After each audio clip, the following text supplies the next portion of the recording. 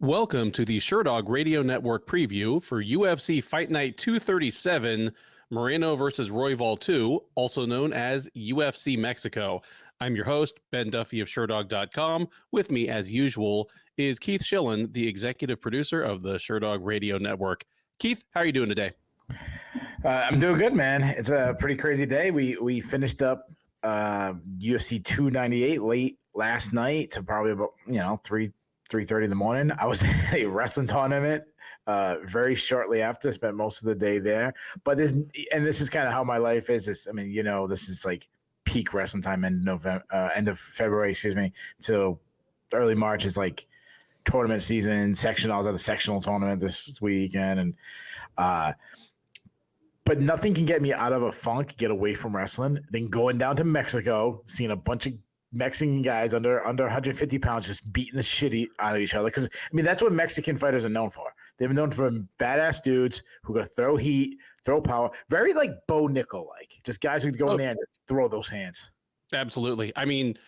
And you already mentioned that this card is heavily weighted towards the lighter weight classes because, let's face it, if Bo Nickel was Mexican, he'd probably be like center on their national basketball team. He's like 6'3". But Bo Nickel with the sky hooks. No, you already jumped the gun on one of the things I was going to point out. This card obviously is in Mexico City. Mexico City, for those who don't know, or those who picture Mexico and you're picturing one of, the Clint Eastwood Westerns where they're out there on the flat desert. No, Mexico City is at 7,000 feet. It's higher than Denver. It's higher than Salt Lake City. It's higher than any Diaz brother. Not as high as Diaz brother, but it's not as high as a Diaz brother, but it's up there. And the UFC learned that perhaps to its chagrin when Cain Velasquez, the best cardio heavyweight of all time, gassed out in like 7 minutes there at the UFC on Fox 1. There's going to be no C-level Cain controversy here, as there is not a single fight on this 13-fight card above lightweight. Gotta love that. I love that on general principle. Yeah. Give me that like 1 out of every 3 fight nights. I would never complain. Yeah. Thank God Justin Daffa and Marco Teixeira de Lima that didn't get moved to this week. Anyways, I didn't ask how you doing, man. I'm doing great, man. We talked less than 24 hours ago about UFC 298. I had a pretty just full day of kind of regular weekend stuff, but yeah, mostly just getting geared up to talk about this card. Credit where credit is due, because I'm going to ask you some questions about this card that might not be as flattering next, okay. But over the last couple of years, I've taken the UFC to task for not taking full geographical advantage of their fight cards outside of Vegas or outside of the US. We just finished up a London card within the last few months, where the UFC did a great job of putting one UK or Irish fighter in each fight, and generally slanting it so that the hometown crowd was gonna get something to cheer about. It actually didn't work out for them. There were a ton of upsets, and but they can't control that. They did everything possible to set themselves up for just some memorable moments. They've done it again here. There are 13 fights on this card. 11 of them have a Mexican fighter, and none of them have 2 Mexicans against each other. Like, there's going to be someone to cheer for that hometown crowd in all these fights. And when I say Mexicans, that's not even including people like Brian Ortega, who are American, but I identify closely with their Mexican heritage, actually speak Spanish. Like, I'm not sitting here trying to be the gatekeeper of who counts as Mexican or not, Well, they should have got Marab on. They should have got Marab on because he's Mexican. Even the fights that don't have a Mexican guy fighting, it has like a Latin America feel to it when you got someone who at least can speak Spanish to the crowd. Yeah, and like Claudio Puelles is one of the 2. He's been training in Mexico for this fight. He's going to go over just fine. Muhammadjon Naimov looks kind of Mexican if he squints. I don't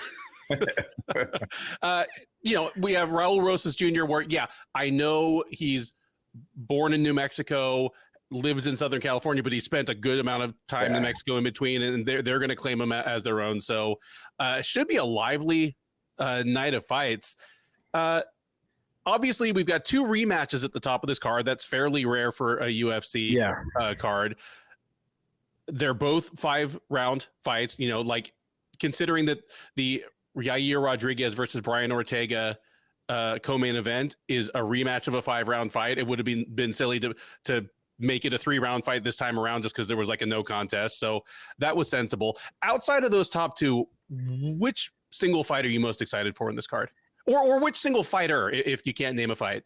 Yeah, that's tough. The one that stands out to me, and I mean, it's kind of a cheap one to say, but the third fight from the top, Zellhuber and Prado. I think that's two really good prospects fight each other. Obviously, the Mexican in Zellhuber, but Prado, I mean, he's super young. That's why. I mean, obviously, Rojas is a guy that gets some hype because of his age and everything. What I'll say about this card, when I first looked at it, I was like, oh wow, this is an extremely top heavy card, and then it falls off. In the sense of the rankings, when we talk about who's fighting for the rank, top spots and who they're going to fight next, it has that. But when you really dig into the card, not a lot of these guys are going to be title contenders or top 15 guys. But what we do have is action. Like there's a lot of guys where just like all my notes say high volume, high output, high, different ways of me trying to say the same thing. Pressure fighter. So we might not have the biggest names. I don't think the media interviews and everything will do as well as other weeks, other than, the top guys, but the action I think is going to be spectacular. The action is going to be spectacular. And I agree with you that there aren't a whole lot of people in this card that look like surefire future contenders, but that's the flip side of it being all basically 125 through 155. Those are 4 of the most stacked divisions in the sport. I mean, every single week we're previewing cards. And if we're talking about prospects in those divisions, if I ask you about them, we'll always say, well, if you're talking about 135, 145, 155, I'm taking the field over anyone. Yeah. Well, so a guy's 6-0 at welterweight, and then we finally go like, hey, this guy could be a top 15 guy. A light heavyweight guy with his last night we're doing it with. Is this Zhang. a title eliminator? Yeah, like Zhang won his UFC debut, and I'm like, I mean, how far is this guy away from fighting for a title? Oh, absolutely. And this card has a lot of prospects who've lost once. Like they came into the UFC with a certain amount of shine. There's a bunch of prospects on this card that are like 2-1 in the UFC. So they've lost one. The pressure is off, but they're still really young, and they still get to prove what kind of upside they have. So looking back at this card 2 or 3 years from now, we may be like, whoa, this card actually cranked out 3 future title contenders, and it wouldn't shock me in the least. But at the very least, I agree with you that we should be in for a real fun night of fights on this one. Question for you. It's not going exactly head to head. There's probably only going to be a tiny bit of overlap, but Saturday is going to be a full day. Like KSW is putting on one of their periodic like monster Coliseum shows, but then the PFL versus Bellator champs event starts earlier in the day and probably will just its last fight or two will overlap with the undercard here. Is that the best card of the weekend in terms of what talent is on the card? The PFL one? Yeah. Oh yeah, absolutely. Oh, I mean, even without Patricio Pitbull, it probably still is. Oh yeah. I mean, you got top 10 guys fighting each other. You have, guys that have. At one time we had extremely high in the pound for pound guys like AJ McKee. You have 2 organizations putting their champions against each other. Most people would consider this number 2 and number 3, or at least. However you want to put it, Bellator 2, maybe PFL 4 after 1, or however you want to put it, but like 2 of the top major players in MMA combining and their champions are fighting each other. But it's clearly better than UFC Mexico. And people gotta say right away, why don't we preview on that? Well, because we can't do both cards, and we go on a streak with UFCs, and Sean Sheehan will have a show, and he'll do a fantastic job. So make sure you check out his stuff. Yep. Sean has already filed that. It'll probably go up, it'll probably be up Tuesday morning. So look out for that one. And I'm sure Dev on the Check the Kick podcast, which also goes up on Tuesday, will pick a couple of the top fights from there to talk about as well. But I don't want to go down this rabbit hole because we do have 13 fights to talk about. But even with its last dying gasp, Bellator insists on picking the absolute wrong times to try to go head to head with the UFC. Like why would you try to charge $50 for a pay-per-view that's more or less going head to head with a card that will be free on the same channel? Yeah, yeah, I know. They just, you can't go pay per view. I'm sorry. The other organization, obviously there must be money in it. I'm not a business guy like that, so there has to be money in it. But generally speaking, there's going to be a lot of, not that I ever do this, but there's going to be a lot of random websites on the web getting more clicks than usual, if you know what I mean. Yep. And that's fucking illegal. Like the famous old Dana gif. Right? Yeah. I mean, I'm not promoting that. I'm just saying that there's some people out there that would do things that I would never do. They would avail themselves of less than legal ways of watching that, and we do not condone that in any way. Do we condone starting to talk about these fights? Yeah, let's do it. All right. First up at UFC Mexico is a featherweight matchup between Erik Silva and Muhammadjon Naimov. Silva, the 36-year-old Venezuelan, born in Venezuela, fights out of Costa Rica. At any rate, he is 36. He's 9-2 overall. He's 0-1 since joining the UFC out of season 6 of Dana White's Contender Series. He made his debut all the way back in December of 2022 at UFC 282, getting choked out in the third round by TJ Brown. He's been on the shelf ever since. No fights even scheduled. He's had a couple of health issues, but he finally steps back into the cage a little over a year later against Naimov.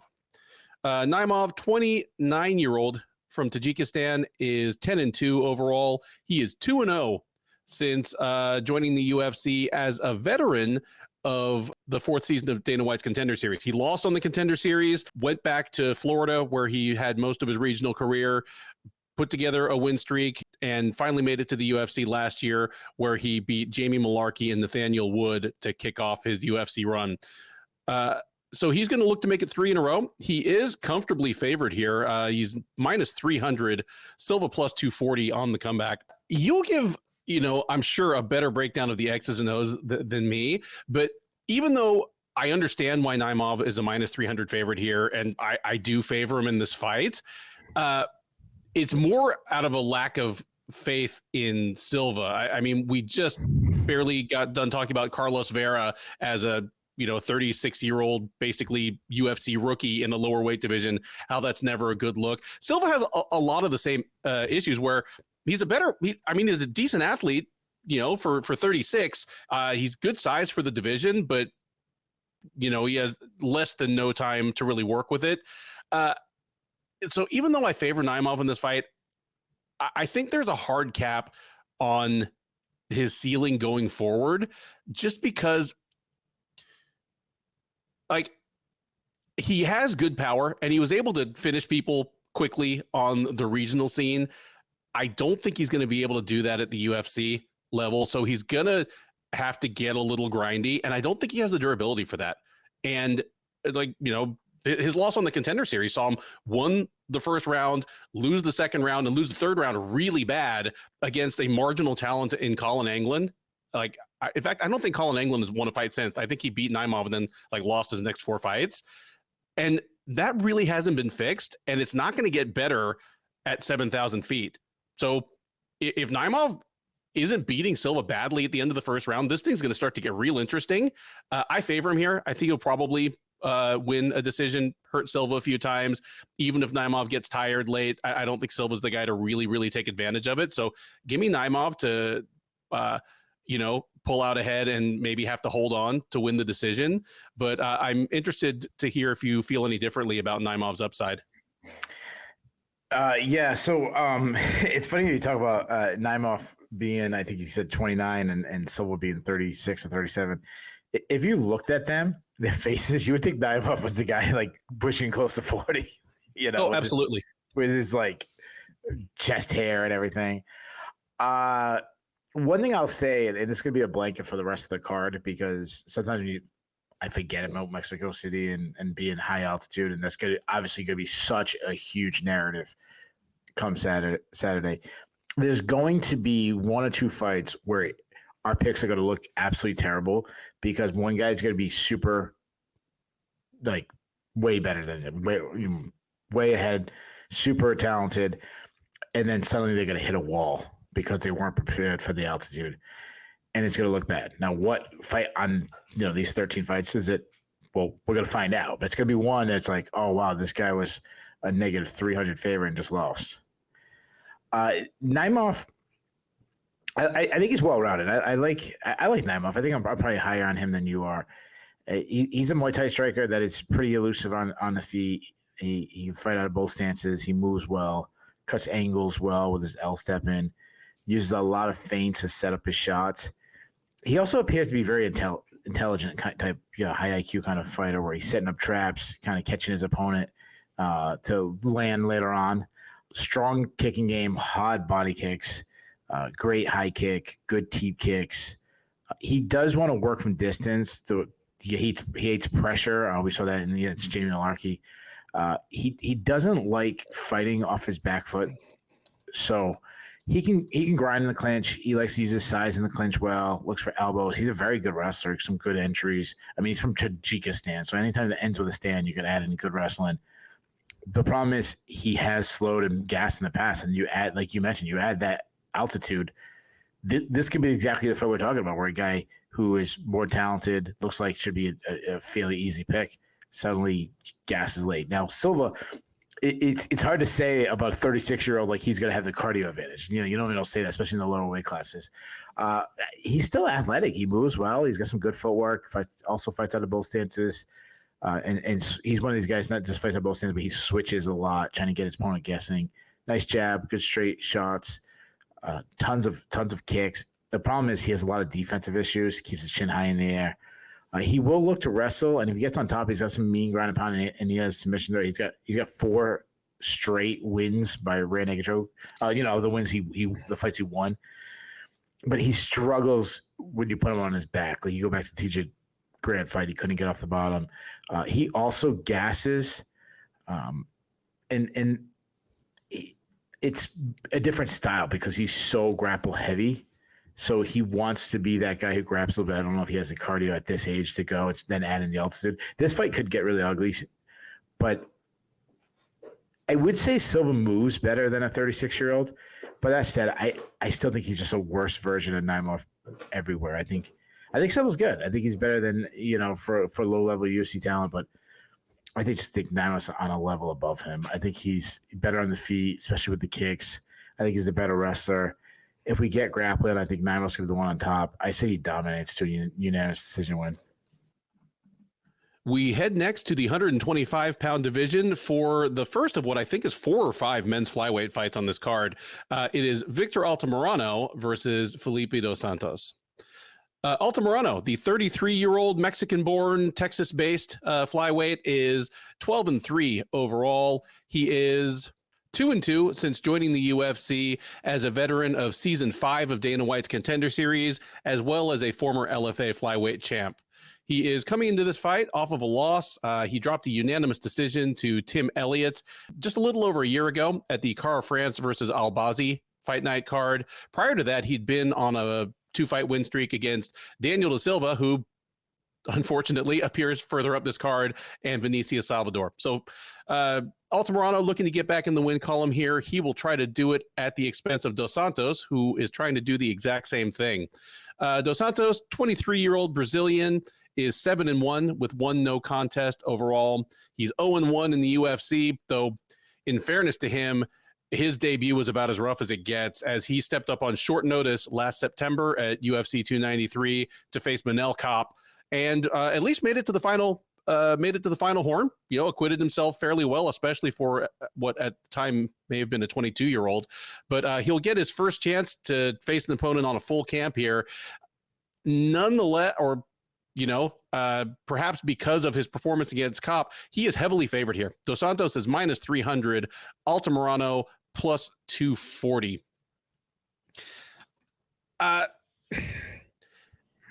No. I understand. I understand why the line is what it is, because I think Victor Altamirano is a good fighter. You look back and who's he lost to? Carlos Hernandez, who is very good. Tim Elliott, who is very good. And although it was a few years ago, Jared Brooks, who's gone on to become probably one of the best flyweights outside the UFC right now. He's wrecking shop in one championship right now. The problem is, against fighters that he's better than, he's very reliably good. You know, he's well-rounded. He's defensively sound. He hasn't thrown away any fights that he should win. But against the fighters who are better than him, he doesn't have anything that really stands out. Like he's not even like threatened to win those fights. Like he's just going to be a guy that settles right into his place in the division. And at best, it might be, I think, gatekeeper to the top 15.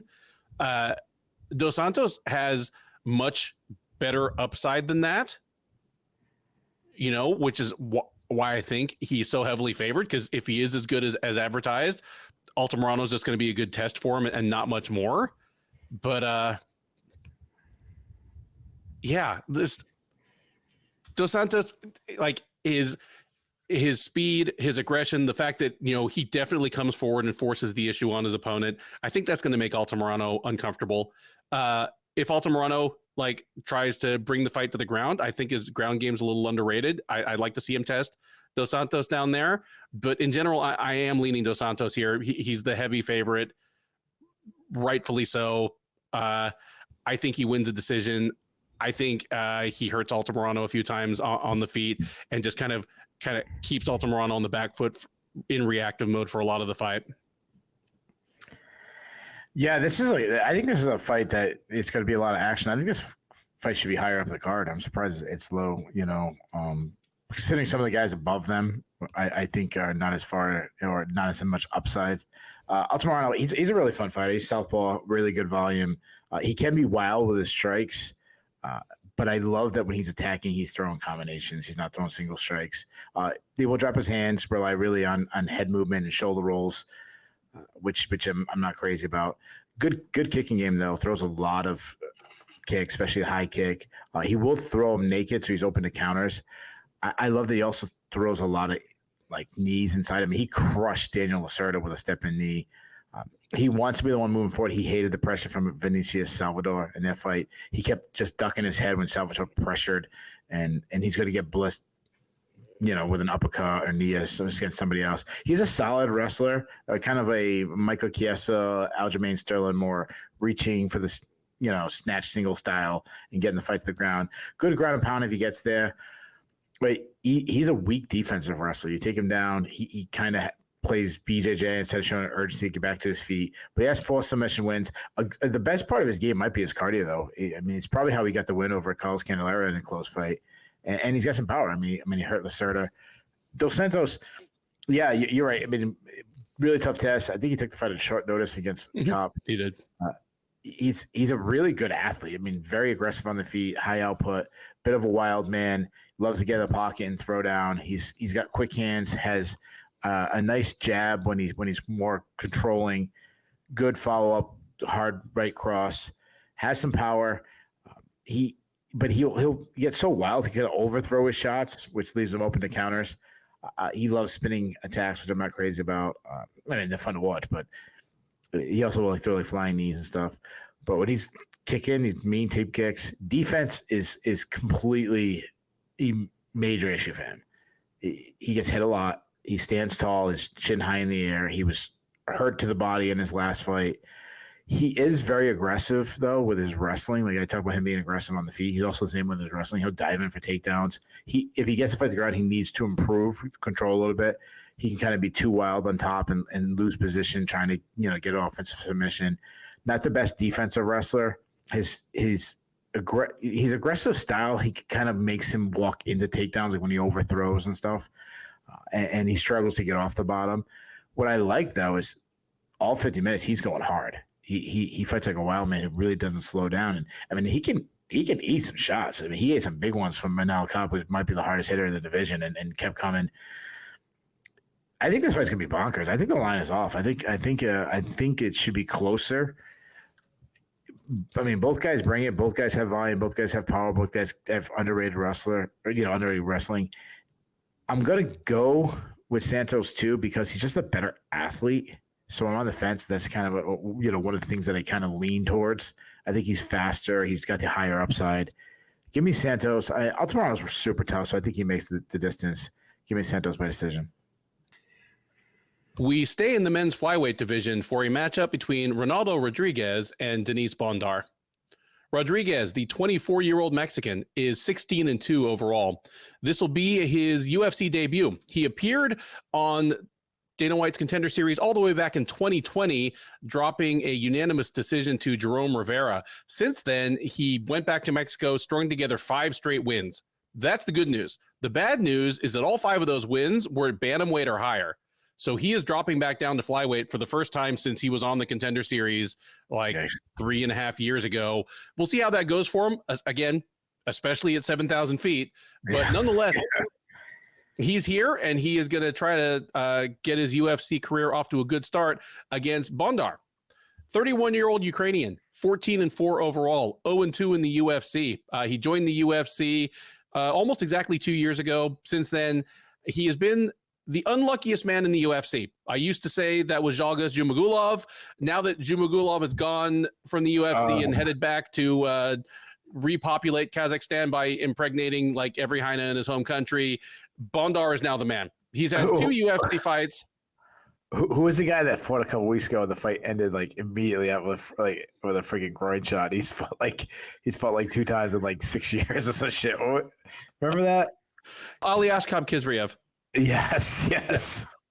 Ali Ashkab Kizriev, the guy that fights once every 3 years. He fought for the first time in like several years a couple weeks ago. He got poked in the eye in 10 seconds by Mahmoud Muradov. Oh, that's the what poor it was. bastard. Yeah. No, I think no. Didn't he do the eye poke? He poked Muradov. Yeah, sorry, he poked Muradov. 11 seconds in. I thought it was a groin strike. They blend together sometimes.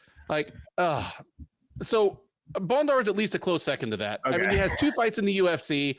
The first one, like within the first 90 seconds, his arm goes on backwards trying to defend a takedown. He comes back last summer, and yeah, he was losing to Carlos Hernandez, but the fight ends in a technical decision on like a Rampage versus Arona slam where their heads clash, and he is out dead on the canvas. Just not had a whole lot of luck so far. When his arm broke, did he get like the Joe Piper treatment? Or did Dana put him up in like a hotel for a year or anything like that? I think Dana may have just let him go back to Ukraine, which is really fucked. With a broken arm. With a broken arm. Well, hey, at least they won't stick you in the army. Like maybe that's. Man, poor Denise Bondar. I don't know if his luck's going to change on Saturday in Mexico, but he is at least pick him here. The Rodriguez and Bondar both coming in even money, like -110, and both men with something to prove. Rodriguez to prove that he can make the weight and function. Bondar to prove that, well, kind of like I always said about Zhumagulov, he's not winning the fights, but while he's in there, he looks like a good fighter. Tell me who you think wins this one and how you think it goes. Yeah, I mean, you're absolutely right. What's going on with Bondar? Like, I don't know, he's gonna freaking slip on the blood from the previous fight, and he knock himself out or something. Who knows? Bondar's a good athlete. I mean, he's a flyweight, so he uses movement really well. Very bob and weave kind of boxing style, cuts angles well. When he's not bobbing, he will back straight up sometimes, so that's an issue to avoid strikes. He loves to get in the pocket and throw down. Yeah, he can be wild, and because of his getting inside and throwing, he can have a lack of output. I mean, he was a little gun shy at times against Carlos Hernandez. But when he lets his hands go, I mean, he's pretty quick. He does fight well in the clinch, get a very strong plum clinch. When he's going for takedowns, he's looking for upper body takedowns, some nice sweeps. But I would say his overall takedowns are still a little bit weak in his outside entries. Not a very good defensive wrestler, though he is okay at like kind of creating a scramble and getting back up. If he's on top, I like his ground and pound, and he's a bit of a submission specialist. He's got some subs on his record. Rodriguez is only 24, so you got to like that. He's a very stalking kind of striker. He's going to march down his foe, throws a lot of power hooks, throws hard, tight boxing shots, but he can load up a lot. Now he's got good power. He's got 7 TKOs, but you can kind of telegraph. He's a little flat-footed, heavy on his front foot, doesn't move his head enough. He will shoot for takedowns. Again, we'll get him, but I wouldn't, call him a wrestler. Kind of a secondary thing for him. But he has 4 submission wins when he gets to the ground. And I think it was like 2 fights ago I saw he jumped on a guillotine, and it was super fast sub. So this is one of those fights. I wish I kind of dug a little bit deeper into the tape study.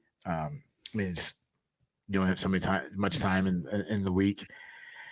This is a tough fight because I'm not huge on either guy.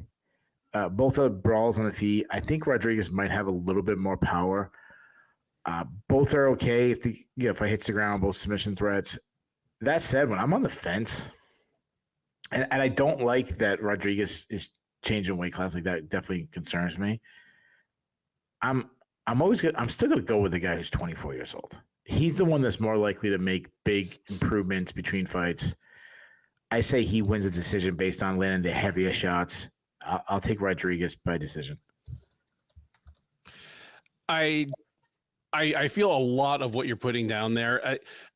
The disturbing thing to me about Bondar's fight with Hernandez is not that he lost, because I think Hernandez is pretty damn good. I think he's probably a future top 15 guy in the division.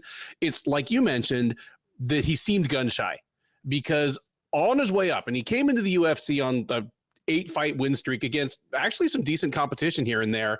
At his best, I actually thought he might turn into kind of like a poor man's version of Brandon Royval, who headlines this card, where he was hyper aggressive on the feet, and he's at his best in scrambles, would find dominant positions, find submissions in scrambles, but he would just trust those moments to come. Like, he just worked to get into the pocket, flurry. He knew collisions would happen, and, he'd be able to he trusted himself, just his wrestling ability, his instincts, just to, come out of those scrambles on top, which to me, just, kind of a poor man's Brandon Royval. That he was gun shy in the Hernandez fight is disturbing.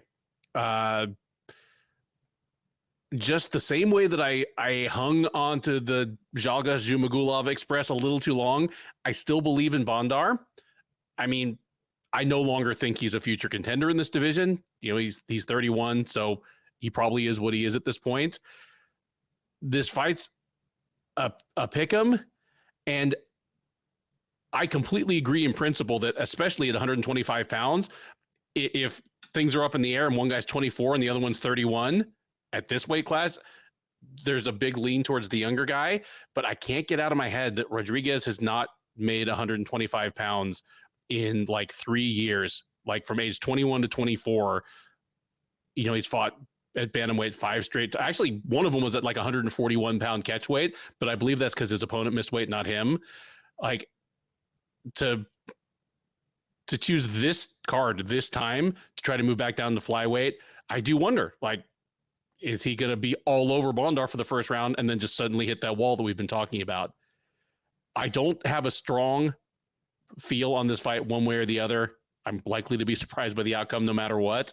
But at the very least, Bondar's shown that he can make it 15 minutes unless you headbutt him at the last second. Give me Bondar to be the fresher guy in the later rounds and pull ahead to sneak out the decision in the fight that he may have been losing early on. So we have our first disagreement of the card. I don't have a whole lot of confidence in this one.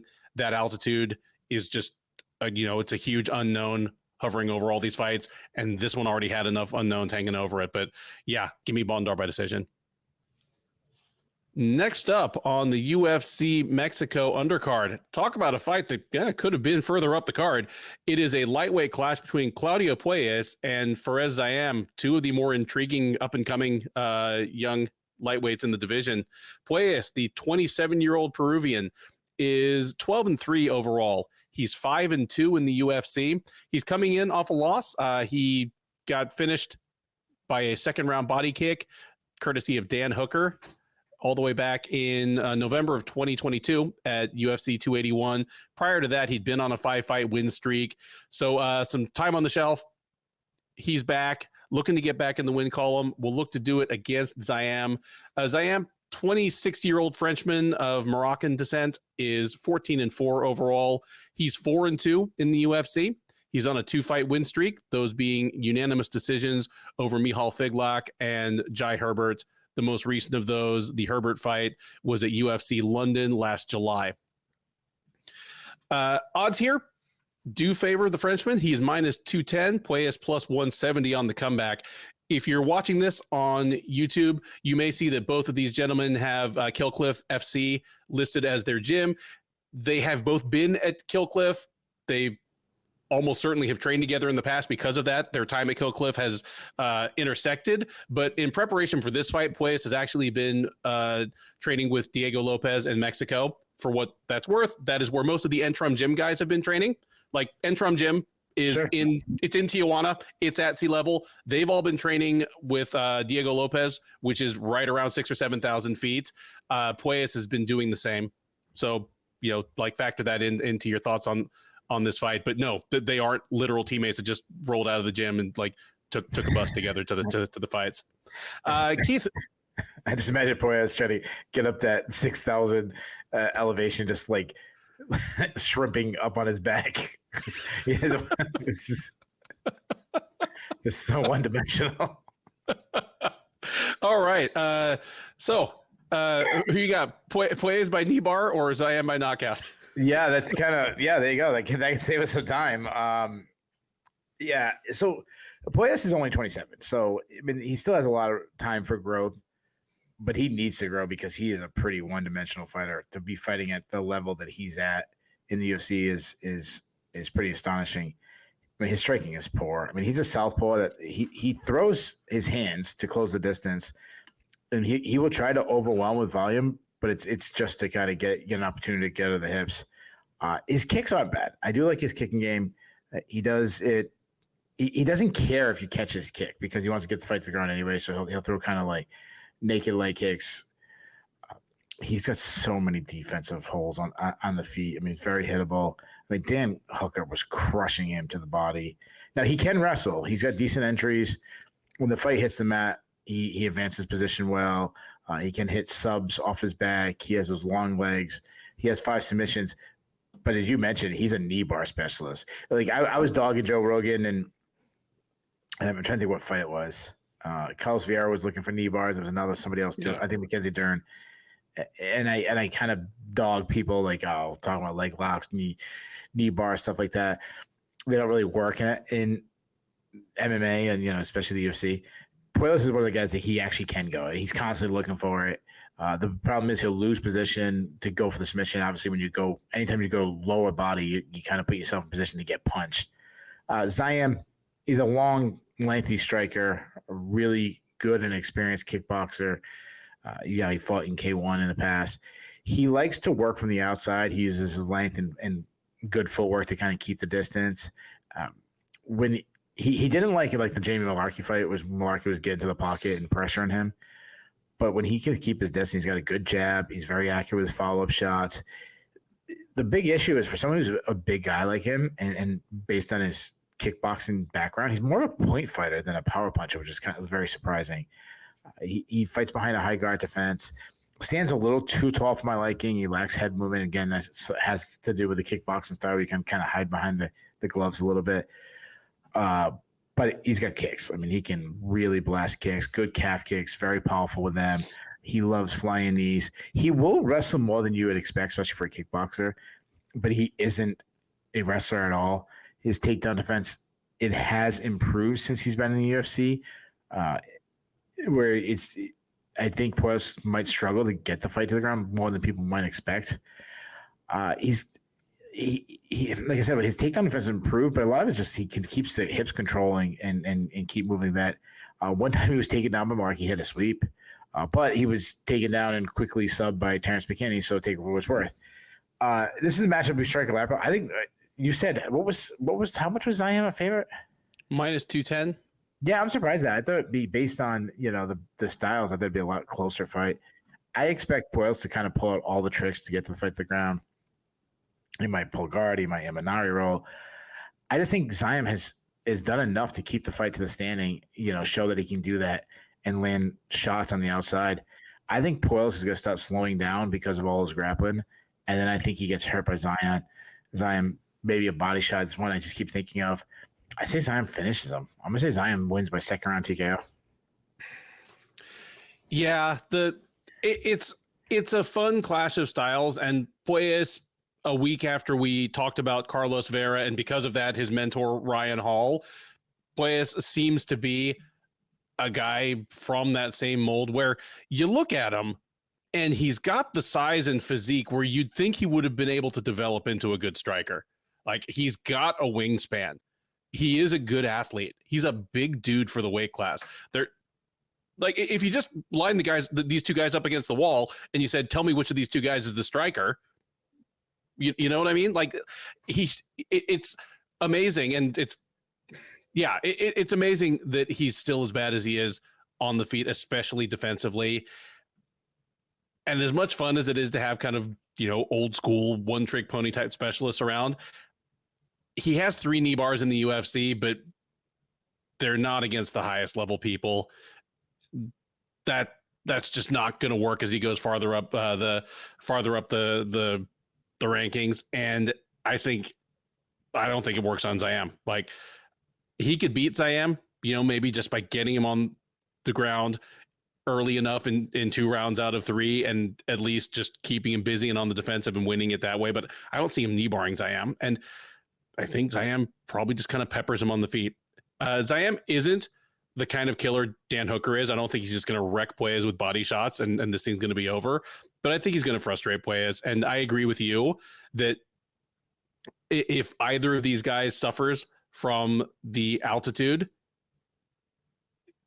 it'll be Puelles, even though he's done his camp at altitude, just because his routes to victory are going to involve him doing a lot more physical exertion.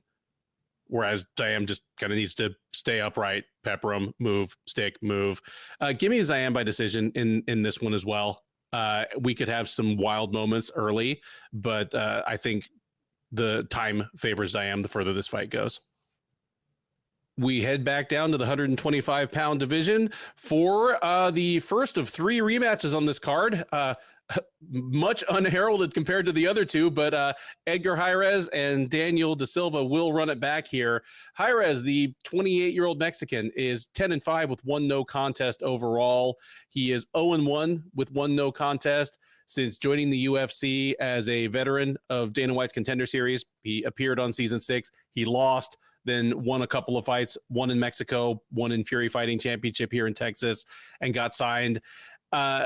He lost his UFC debut to Tatsuro Taira, though he made it to the final horn. That's a bit of a moral victory. And then, of course, he and da Silva fought last September at the Noche UFC card, the Grasso versus Shevchenko card.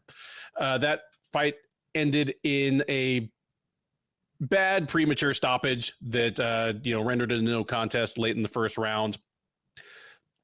So they're going to run it back. Da Silva, 27-year-old Brazilian, is 11-5 with 1 no contest overall. He is 0-4 with 1 no contest in the UFC. The Chairez fight last September was almost, it was his last chance in the UFC. It was probably his 3rd last chance in the UFC. And he had probably been losing the fight when the premature stoppage came. So he gets a reprieve here, but the 3 minutes and change that we saw did not sway the bettors or the bookmakers at all, as Chairez comes in at -300, da Silva +240 on the comeback. Here's the thing, man. I don't think either of these guys is long for the UFC. I'm about as low on these guys as you could be about a couple of 27, 28-year-old guys, but I think Chairez could stick around for another fight or 2. Da Silva, he's just bad, dude. I said this, I think I've said this like ahead of his last 3 fights. He looks like he should be a good fighter. If you line him and the 2 headliners, Brandon Moreno and Brandon Royval, up against the wall, someone who knew fighting but didn't know those specific guys and said, which one of these is the terrible fighter and which one is the top 5 fighter? Yeah, they're picking the guy for the movie. Yeah. Da Silva, he's a big dude. He looks like a great athlete. He's got like a V taper on him. He looks like a fighter from a movie. And in a vacuum, like, I'm sure at open workouts, he looks like a fighter from a movie, but in the cage, it just doesn't work. And I've said this, like, he has some decent offensive tools here and there. Like he strikes with a certain amount of power. He's not a complete dummy on the ground offensively, but defensively, he's just absolutely terrible. Like whatever his opponent does well, they're going to have a chance to do on him. He lives to provide highlights for his opponents. Like Francisco Figueiredo wrecked him on the ground.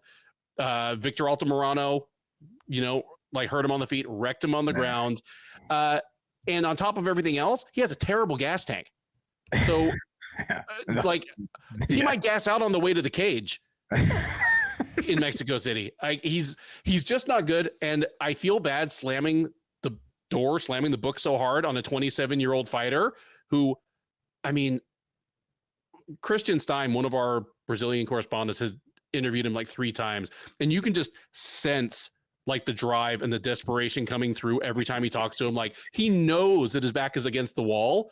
He's at the perfect team. I mean, Shoot Box Diego Lima is a fantastic camp, especially for lighter weight guys. Yeah, that's one of the best. Yeah. But I mean, hell, I think there are 2 other flyweights from Shoot Box Diego Lima on this card. Like I think Felipe dos Santos and maybe Mateus Mendonca both are, and those guys just must take his lunch money. Here, I figure Chairez is just going to finish the job that he started at Noche UFC last time. Hurts him on the feet, either pounds him out or taps him out on the ground. I'll tend the one way. I'll say that Chairez gets a first round TKO, just hurts him on the feet, follows him down and pounds him out. But club and sub wouldn't shock me either. Just Chairez is okay, and De Silva just isn't good. Yeah, and not to mention, this fight was ran back because of premature stoppage on a submission that was probably getting locked in, and the guy was seconds away from winning anyways. Dos Santos or Lacerda, I know he goes by Lacerda too. Like Lacerda didn't get screwed. Chairez got screwed. Chairez was going to win that fight. Yeah, like Chairez should be fighting someone else on this card that's like coming off a win as well. Yeah. Yeah. Instead, he's getting the Lacerda's last run again and again. It's like the Walking episode, like season of The Walking Dead. Like, wait, they still make that? Or you watch that TV show Supernatural? Yeah, yeah. My wife more than me, but yeah. Yeah, me and my wife when we were like, I think before we had kids and stuff, we like watched them like just we're still doing like that. Like couples watch TV shows together, kind of thing, and I think we got to like season 13. Like, all right, I'm gonna forget. All right, we're done. And then like 10 years later, like we were watching TV and like, oh, the newest season is Supernatural. Like, wait, they're still making Supernaturals? No, my thing about Supernatural was like, even after I stopped watching it, my wife kept watching it. She'd help me, or she'd have me help her decode like because they would always give themselves undercover names that were names of like musicians. Oh yeah. So she'd be like, hey, who are Tipton and Downing? I'm like, oh, those are the guitarists from Judas Priest, and like, thank you. Yeah. If Supernatural starts having to go to like fighters and they start using Daniel Lacerda, then it's really time to axe that show. Oh yeah. Exactly. So, I mean, Lacerda, I agree with some of the things you said. Like, so he kind of does. He's a guy that you like when you piece up together what he does well. Like a lot of things jump out. It's just he can't put it all together. You can fight on both stands. He's got good volume, slip and rip kind of guy. He has decent head movement. He has some power. All of his wins are by finish, or close to all of his wins are by finish. He loves teep kicks. He loves spinning attacks. Yeah. He's 11-5 with 1 no contest, and he's never heard the final horn. Okay, yeah, there you go. Yeah, I thought so. I was second guessing my own notes. He hit CJ Vicara with a spinning wheel kick like 3 times. The problem is his durability. Like, I mean, he was hurt to the body by Victor Moreno over again. He's a weak offensive wrestler. He's a weak defensive wrestler. When he's looking for takedowns, he'll shoot from way too far away without any setup. He is, if he gets a legs, I mean, I'll give him this. He's relentless to get the fight to the ground. He's very physically strong, as you mentioned. Like, looks like it could be in a movie. Like, he'll lift up his opponent, slam him. Aggressive ground and pound. He's got 6 submissions on his record. The problem is he doesn't stop. He doesn't control position. He doesn't stop takedowns on him. when he's on his back, he doesn't show urgency. He kind of plays BJJ, and he's not good there. That's the problem. If you play BJJ, that's fine if you're good, but he's not good there. I mean, he was quickly subbed by Francisco Figueiredo. He was ground and pounded by Victor Altamirano. And then you mentioned he gasses out because of, I mean, he's an aggressive guy. I give him that, but he's gassed out. I mean, he gassed out. I think it was the first. Oh, come on, it's the night after a Joe Rogan UFC fight night. Sometimes when a fighter just has out all that muscle mass, just anaerobic, like yeah, I would call it the old Phil Baroni role. Joe Rogan explaining why muscular guys gas out since 2002. Yeah, I still remember watching Phil Baroni versus Evan Tanner, and my sister, my oldest sister, somehow was watching the fight with me. I don't know why, but. I'm going way back for saying Phil Baroni was hot. Yeah, maybe. And she's like, all right, so who's going to win this fight? And I go, I'll make a deal with you. At the 2.5 minute mark, if the fight makes 2.5 minutes, like I will take the other guy no matter where the fight is. I said, I will take Phil Baroni in the first 2.5 minutes, but if it hits 2.5 minutes, I will take, no matter what is going on in the fight, I will take Evan Tanner. And like we're joking, but Lacerda has a little bit of that in him. But like I think it was CJ Vergara. He was gassing late in the first round against CJ Vergara. Yep. Chairez, he's a striker, very good jab, big kicking game. Though he'll throw some naked leg kicks. I like his defense moves. He good footwork. He avoids shots with L stepping. He doesn't move his head well. He's more like will eat a shot. Or he kind of moves he's cutting with the angles. He doesn't really move his head. He's kind of on the center line, but he's also one of these guys who's willing to eat a shot to land one. He's got a good takedowns, good top game. Though I wouldn't call him a wrestler. He has a submission threat. I mean, he had 6 subs. He had Lacerda in a sub when that fight should have been ended. And we've seen him defend, trying to sub him. He does relative defense submissions. I'm with you, man. I'm on Chairez. He was beating Lacerda in the last fight. I don't know what was changed. I mean, he had a sub locked in. I think he lands the better shots on the feet. I think he lands the takedowns. I think I'm going to go with a sub again. I'm going to say he locks in a submission, and this time there's no controversy. He wins by second round sub. We stay in the men's flyweight division for a clash between Jesus Aguilar and Mateus Mendonca. Aguilar, the 27-year-old Mexican, is 9-2 overall. He's 1-1 since joining the UFC out of season 6 of Dana White's Contender Series. Fought most recently last July at the UFC's International Fight Week card, UFC 290. Took just 17 seconds to completely flatten Shannon Ross. He'll look to build on the momentum of that by getting a win over Mendonca. Mendonca, 25-year-old Brazilian. He is also from Chute Box Diego Lima, so that is 3 flyweights from that team on this card. He's 10-2 overall. That's the good news. The bad news is that those 2 losses are in his last 2 fights. He fought his way to the UFC on an undefeated record, culminating in a win on Dana White's Contender Series, same season as Aguilar, season 6. Since then, he has back-to-back losses to Javid Basharat and Nate Maness. In his defense, those are 2 pretty good fighters. The most recent of those, the Maness fight, was last October at the Dawson versus Green Fight Night, where he got knocked out late in the first round. Despite that, he is the slight to moderate favorite here. Mendonca's minus 140, Aguilar plus 120. Keith, a couple weeks ago, we previewed a Pete Rodriguez fight, and I said, all I know about Pete Rodriguez is that he is worse than Jack Della Maddalena, and he's better than Mike Jackson, and that's true of just about all but just about 9 welterweights in the world. There's the 8 that are better than Della Maddalena, and then there's CM Punk. On the other end. Jesus Santos Aguilar isn't quite to that level, but if all I know about him is that he's not as good as Tatsuro Taira and he's better than Shannon Ross, there's a lot of wiggle room there. Tell me how good either of these guys are. If you see top 15 upside for either of them in this division, and who you think wins. Yeah, like it's like the guy goes to the bar. It's going back to Zhang going up to shooting the shot with Scarlett Johansson. He goes to Scarlett Johansson at the bar, and then he's like, he strikes out, and he's like, all right, let's go pick up a hooker somewhere. Let's just go get a $20 handy at the truck stop from some chick with meth mouth. Yeah, all right. Just goes the other extreme. I'm sorry.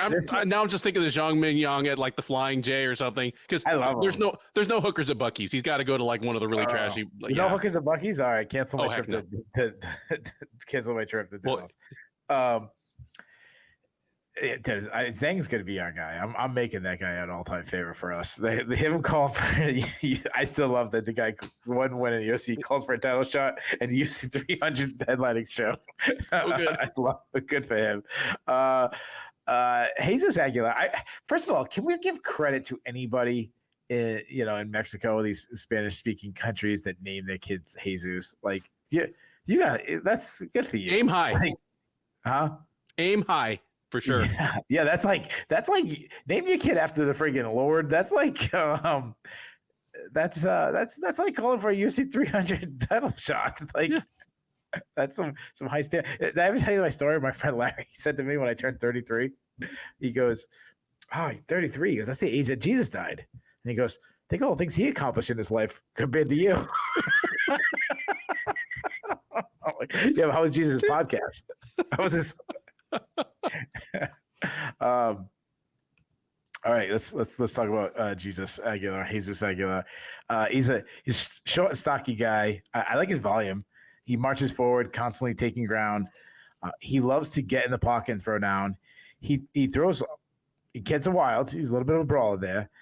I've seen him almost knock himself over trying to land shots. That's how aggressive he can be. But he throws hard. I mean, he showed against Shannon Ross. I mean, he has that power. He starched Shannon Ross. Defense is second for him, though. He doesn't care about getting hit. He's very hittable. He's trusting his chin to get in the pocket and land. He will wrestle. He got some good entries, though. He will shoot without any setups. He'll look for throws, but a lot of times he doesn't have the good posture, so he'll go for like a lat drop and find himself on bottom. If he's on top, I like his ground and pound. He needs to improve his overall top game, though. He's got a strong guillotine choke. I've seen him like that. It's kind of like a specialty for him. He's got 4 subs by guillotine. He won by sub by guillotine in the Contender Series. He's a weak defensive wrestler, though. Move over to Mendonca, Mendonca, if I'm saying it wrong. I love that he's still only 25. Like that. That's something I like. He's a great athlete, very explosive striker. Loves to get in the mid range and unload some looping power shots. That's something we can have in this fight, which would be fun. Great power, throws a lot of teep kicks, though. He also, will set him, throw him without setting him up, throw him kind of naked.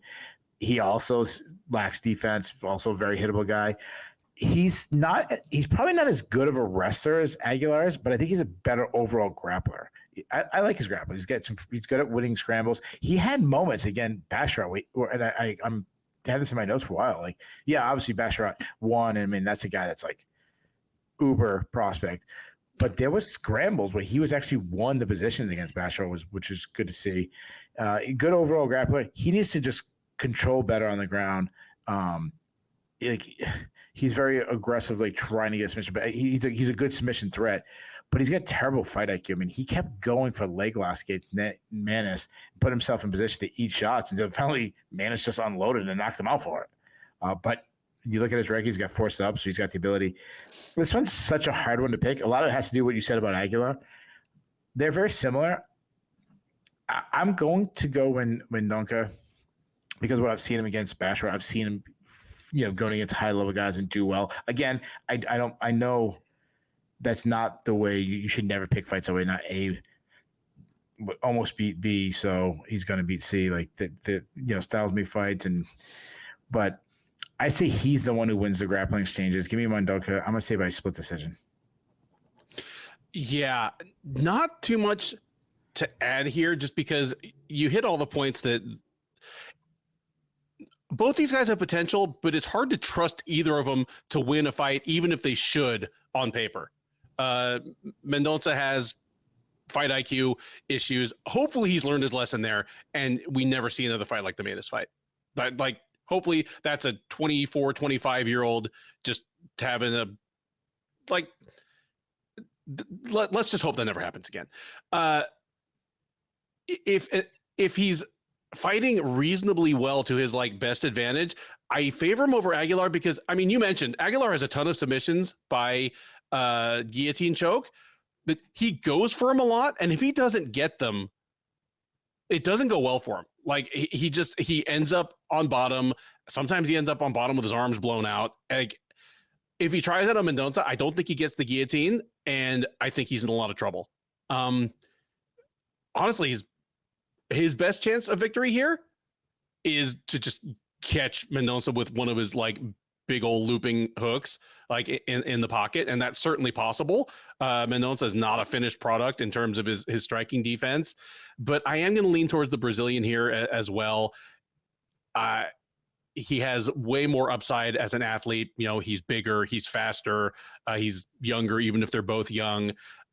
His problems seem fixable, where, yeah, Aguilar's a little wild and, you know, could stand to have a little bit more of a diverse arsenal of attacks, but he's already close to his ceiling, I think.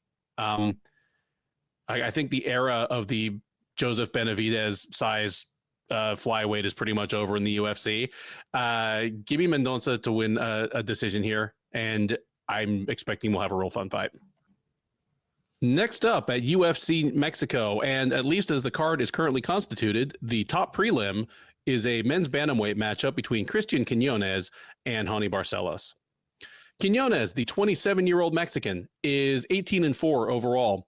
He's 1-1 since joining the UFC out of season 5 of Dana White's Contender Series. He won his debut by first-round knockout over Khalid Taha, came back last June at the Vettori versus Cannonier fight night and got choked out in the first round by Kyung Ho Kang. He will look to get back on track at the expense of Barcelos. Barcelos, 36-year-old Brazilian, 17-5 overall, 5-4 in the UFC. He has lost 2 in a row and 4 of his last 5. He appeared most recently last August at UFC on ESPN Sandhagen versus Font, where he dropped a unanimous decision to Kyler Phillips.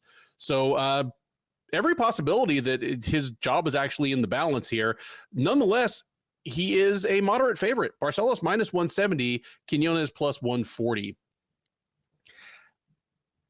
Man, so obviously we've previewed and recapped more than a few Raoni Barcelos fights here. Short Dog Associate Editor Jay Petrie. You've previewed a lot of fights that he didn't take either. Yeah.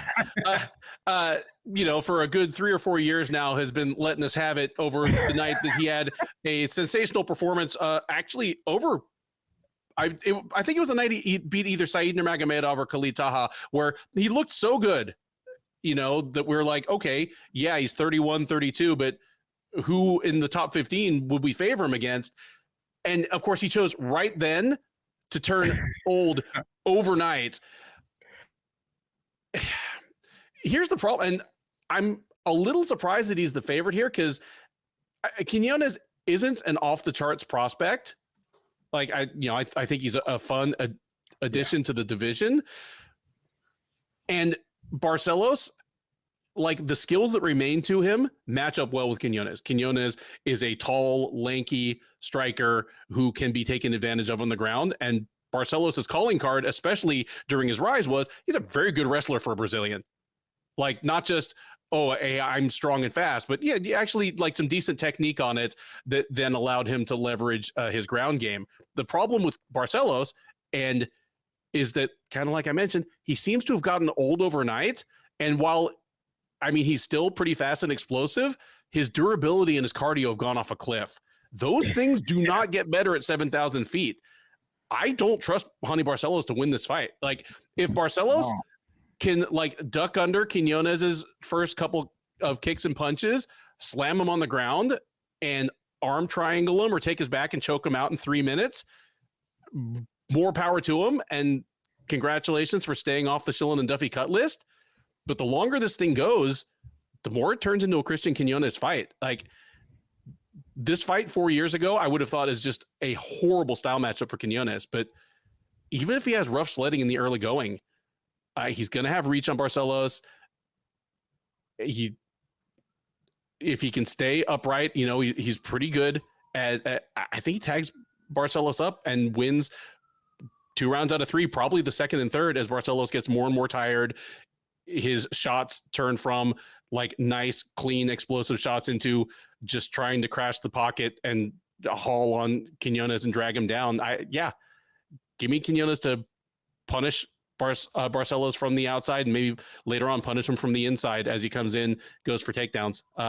Barcelos could, really take advantage of him early on the ground, but I don't think he does. I think Quinonez survives, outlasts, and picks up the upset win here. Wow, going against our boy, man. Our boys let me down a lot. Dude, if he wins, though, we're gonna match him against all the top 15 guys in the division. See, heck yeah, pick him against anybody. Yeah, O'Malley versus Barcelos. Go, no tape study. Yeah, Barcelos, the only guy that can beat Marab right now. Yep. Yeah, I mean, as Barcelos has gotten older. You said he got older tonight. It was a little bit of like Alex Volkanovski on Wednesday versus Alex Volkanovski on Thursday at the press conference there, falling asleep. I mean, his volume has dropped. Yeah, he wants to fight at like an Andre Arlovski type pace right now. He is technical. He likes to counter strike. He likes to slip and rip with his right hand. His hand speed, I think, is actually still somewhat okay when we saw against Trevin Jones. But he really struggled with the speed advantage of Umar Nurmagomedov, the kicks. He showed that he's got some kicks himself, and though he doesn't check leg kicks anymore, he can wrestle, as you mentioned, and he's got good takedown defense. If you try taking him down, he's got good control, good BJJ. I mean, I'm sure he can still compete in BJJ tournaments and do well because he's very slick there, nice top control. In his prime, he was out grappling Said Nurmagomedov. With his being a submission. I'm still worried about his his fading. I'm worried about his chin. I mean, Umar Nurmagomedov knocked him out with a little short, tight shot. I'm also worried about his cardio. That is really slowed down. You mentioned the altitude. This is a guy that I'm really concerned with the altitude. Quinonez, 27 years old. He's a boxer. He's got really long arms, fast hands, stiff jab. He loves leading with his he loves slipping and then countering with uppercuts, which you don't see that often. He's got really good power. I mean, he's got 10 knockouts. Defensively, though, he keeps his chin high in the air. He keeps his hands really wide. He was rocked in his last fight before he got subbed. I haven't seen too much of his ground game other than defensively. But he gives up his back to get up, which is concerning. He's been sub, 2 times as great, including his last fight. I have such a hard time at this point really reading Barcelos to seeing if he's, just fall into kind of a mid-card guy or is he completely shot. As soon as I give up on him, he looks pretty good. And then when I think he has something left in the tank, he looks really bad. Quinonez should have the speed and power advantage. Barcelos has lost 4 out of 5, but to his credit, they were against much better fighters than I think Quinonez is right now. That said, I'm not picking Quinonez more than I'm picking against Barcelos. I'm going to say that he's faded, and Quinonez is too fast for him. I see he gets the better of the exchange on the feet, and I say he wins the decision win. So give me we're going to have a consensus upset pick. I'm going to go with Quinonez by decision. The 6-fight main card of UFC Mexico opens up with a lightweight matchup between Manuel Torres and Chris Duncan. Torres, the 28-year-old Mexican, is 14-2 overall. He's 2-0 since joining the UFC out of Season 5 of Dana White's Contender Series. He has back-to-back first-round knockouts of Frank Camacho and Nicolas Mota. That's the good news. The bad news is he's basically been fighting once a year for the last 4 or 5 years. The Mota fight was last June at the Vettori versus Cannonier Fight Night. It's taken him this long to get back into the cage, and he'll be looking for his 3rd UFC win against Duncan, who will be doing the same. Duncan, 30-year-old Scot. It's always confusing because we had a Chris Duncan and a Christian Duncan, both British, join the UFC on the same card. Confusing. But this is Chris Duncan, the white lightweight. Christian Duncan is the black middleweight. Anyway, 30-year-old Scot, 11-1 overall, 2-0 since joining the UFC as a 2-time veteran of Dana White's Contender Series. He fought on Season 5, got knocked out early in the second round by Slava Borshov. That's still his only career loss. He came back for Season 6, knocked out Charlie Campbell. Since then, he's been in the UFC, and he has back-to-back decision wins over Omar Morales and Yanal Ashmos. Most recent of those, the Ashmos fight was at UFC London last July. Odds here, very close, but Torres is just the slightest of favorites. He's minus 120, Duncan plus 100. Keith, this is a hard one for me to call because when Torres is in the cage, generally speaking, he looks really impressive. But and of these two, he's the guy that, he's an interim gym guy. He's been training at altitude for this fight, but he's still a guy that fights pretty furiously, and he's only been out of the first round once in his entire career. Like, he's 14-2. He's only been out of the first round one time. I mean, on the Contender Series and then his 2 UFC fights, he blew through 3 guys, and only one of them even made it to the halfway point of the first round. So, he's been training at altitude, but I have no idea what he'll look like if this goes to the second round. I like both these guys as prospects based basically on the eyeball test, because the people they've been beating are not the highest level, like Frank Camacho, gone. Nicholas Mota, I don't think he's gone, but he's below 500 in the UFC. Omar Morales and Yanal Ashmos, again, neither of them a high-level guy. Duncan is a slight underdog here. I'm coming around on him. You know, like, he was doing well against Borshov in his first Contender Series appearance, and then he just got caught and crushed early in the second round. Aside from that, he seems like a real solid striker. You're going to have the X's and O's better than me, but here, these are two guys that are both going to want to keep it on the feet. And of the two of them, Duncan is much bigger. He's going to have a reach advantage.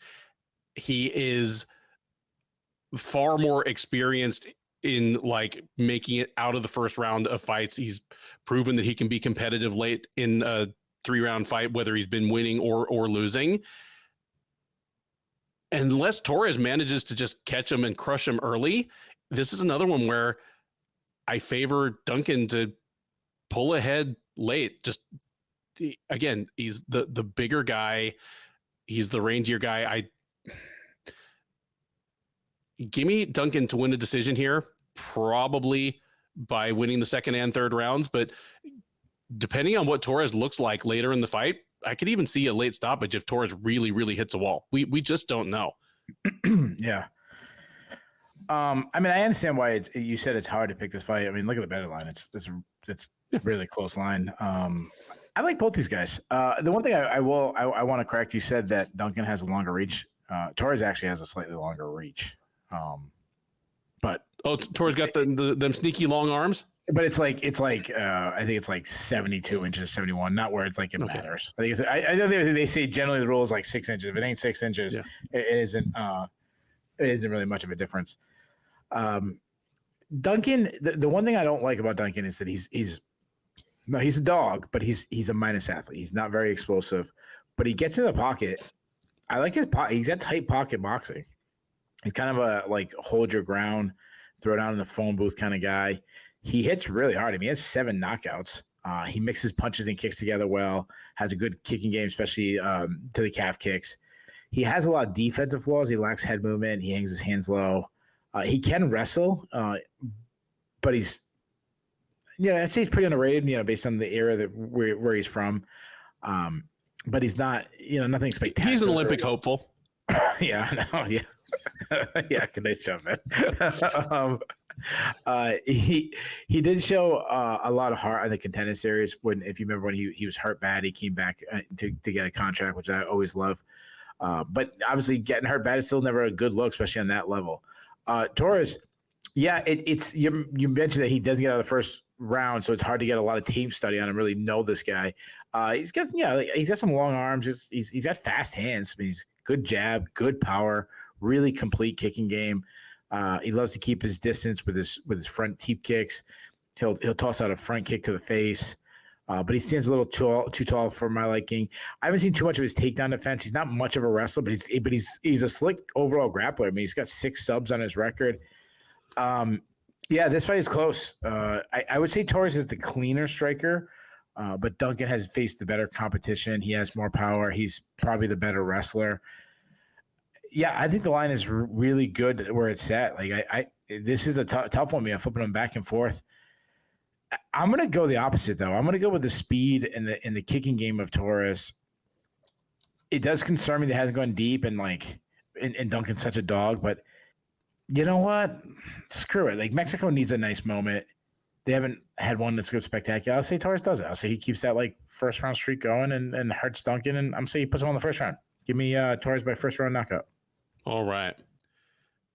Next up on the main card of UFC Fight Night 237 is the lone women's fight on the card. It is a strawweight clash between Yazmin Jauregui and Sam Hughes. Jauregui, the 24-year-old Mexican, is 10-1 overall. She is 2-1 since joining the UFC as a former standout in Combate Global. She won her first 2 fights in the UFC over Yazmin Lucindo and Estela Nunes before running into Denise Gomez at UFC 290 last July, where she got caught and put down in 20 seconds. So demoralizing way to lose her first fight in the UFC, her first professional loss period. She'll look to regroup against Hughes. Hughes, 31-year-old Iowa native, fighting out of Texas, I believe still. She's 8-5 overall. She's 3-4 since joining the UFC as a former LFA strawweight title challenger.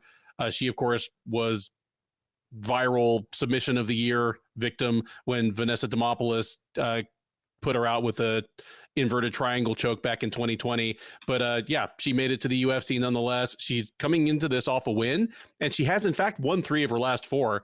She fought just once last year. It was in April at UFC 287, took a unanimous decision over Jackie Amarim. So she'll look to make it 2 in a row to even up her UFC mark at 500. She is decidedly not favored to do so. In fact, I believe she's the biggest underdog on the card as Jauregui comes into this, minus 475, Hughes plus 350. For those of you who are enjoying this preview on the podcast platform of your choice, you did not see Keith just do his "that line is weird" face. I'm definitely tossing this one to you. Jauregui, is she a future contender who just hit a speed bump, or is this line out of whack and you think Hughes has a solid chance here?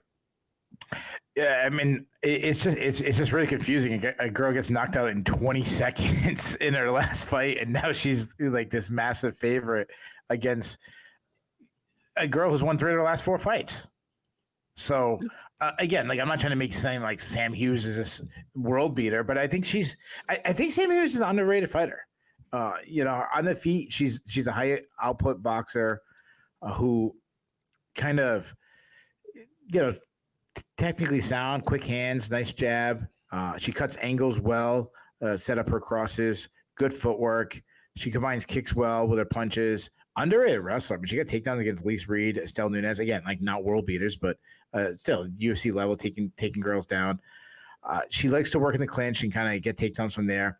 She's a weak defensive wrestler. That's something that she really needs to improve her takedown defense. I mean, Para Rodriguez took her down 4 times. She was taken down by Loma Labumi, which it never sounds good because she's such known for Muay Thai, but that's something that's a lot of people get taken down. But she's hard to hold on, and she does well to get back up. Once she's on top, she has 3 submission wins, though she was subbed by Vanessa Demopoulos. Jauregui, you're going off from potential being that big. I mean, we're not a betting show, so I want to remind that.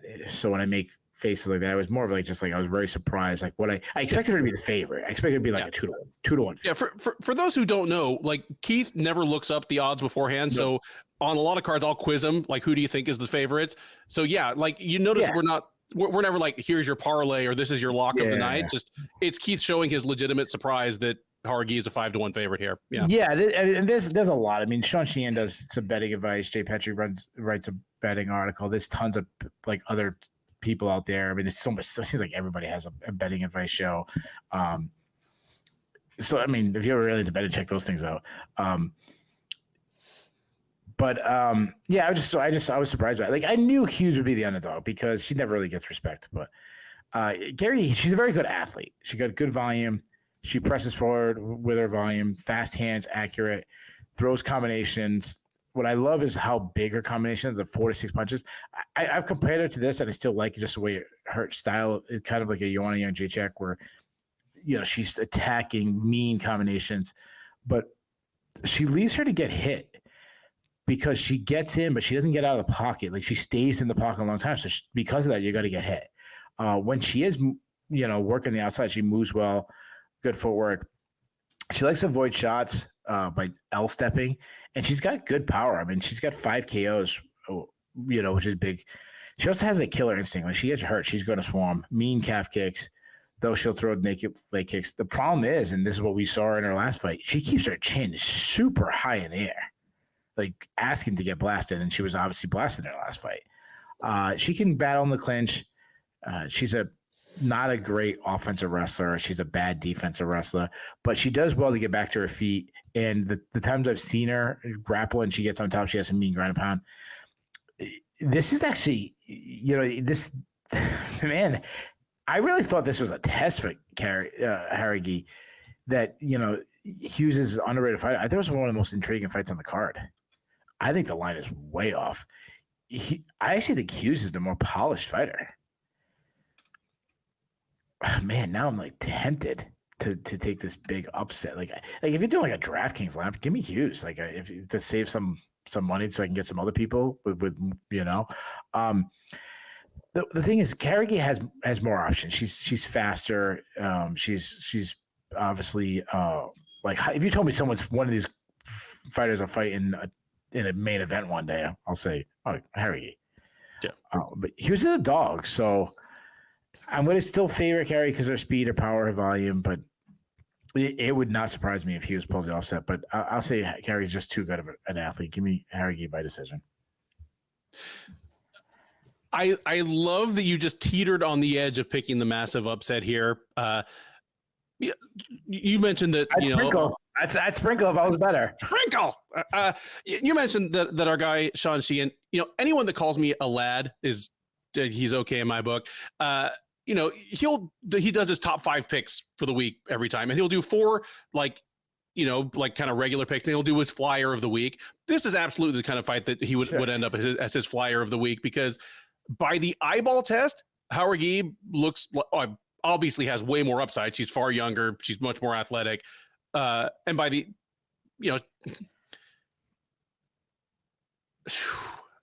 I lost my train of thought. But the Sean, just to jump on Sean, when he makes a flyer, it's like when people makes a bold prediction. Like he's not expecting it to win, but he's saying like it's better than what the odds say it is. Yeah. It's kind of like I remember when like people be like, oh, I'm gonna make a bold prediction. They're like, all right, what's your bold prediction? Rob's gonna win the title. I was like, picking the number 1 contender to win the title is not really bold. Yeah. like Rob's gonna have like favored. Then you have like the stupid one, like that's like, oh, I'll be super bold, and like, Derek Lewis is gonna be John Jones and he's gonna submit him. Like, okay, that's just being stupid. All right, sorry. Yeah. No, you're I like that you mentioned that Hughes is underrated, because I'm one of the people that underrated her, and it's a combination of a couple things. It's one is the lack of obvious size or athleticism, and then 2, that she first came into kind of my consciousness with a couple of like lopsided or embarrassing losses. Like, when in the first couple of fights where I watch you get put to sleep on Vanessa Demopoulos' highlight reel. You get just absolutely shit kicked by Tisha Torres. I'm going to put you in a certain box. There's 600 fighters in the UFC. It's hard to keep track of all of them. And then next thing I know, she's at least beating the lower level fighters. Like she's, and yeah, that's it. She's won 3 of her last 4. She's become a solid kind of middle of the road strawweight in the UFC. That is the kind of fighter that Jauregui should beat. But if she catches Jauregui slipping, punishes her for some of her defensive lapses, or if Hughes just manages to get her on the ground and Jauregui has trouble getting back up and Hughes is all of a sudden winning rounds that way, it's not that shocking. Here, I am going with Jauregui.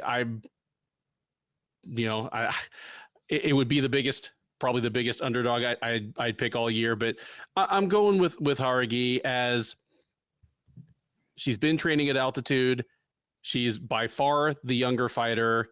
So there's more of a chance that she has made market improvements, shored up deficiencies in her game, whereas Hughes at 31 has probably plateaued. And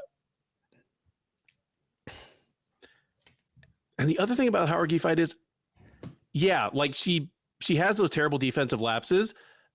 Denise Gomez is the only one who's been able to make her pay for him so far. And even there, if those two fought 10 times, maybe they go 5-5, 4-6, 6-4, but it doesn't look like that every time because Gomez, it's almost it's almost a mirror match where Gomez is also athletic, powerful, reckless, has some defensive lapses of her own. They fight again 6 months from now. Maybe it's Jauregui catching Gomez, like, slipping and putting her down in the first round. I still believe cautiously in Jauregui's upside. I think she's got enough to get past Hughes here.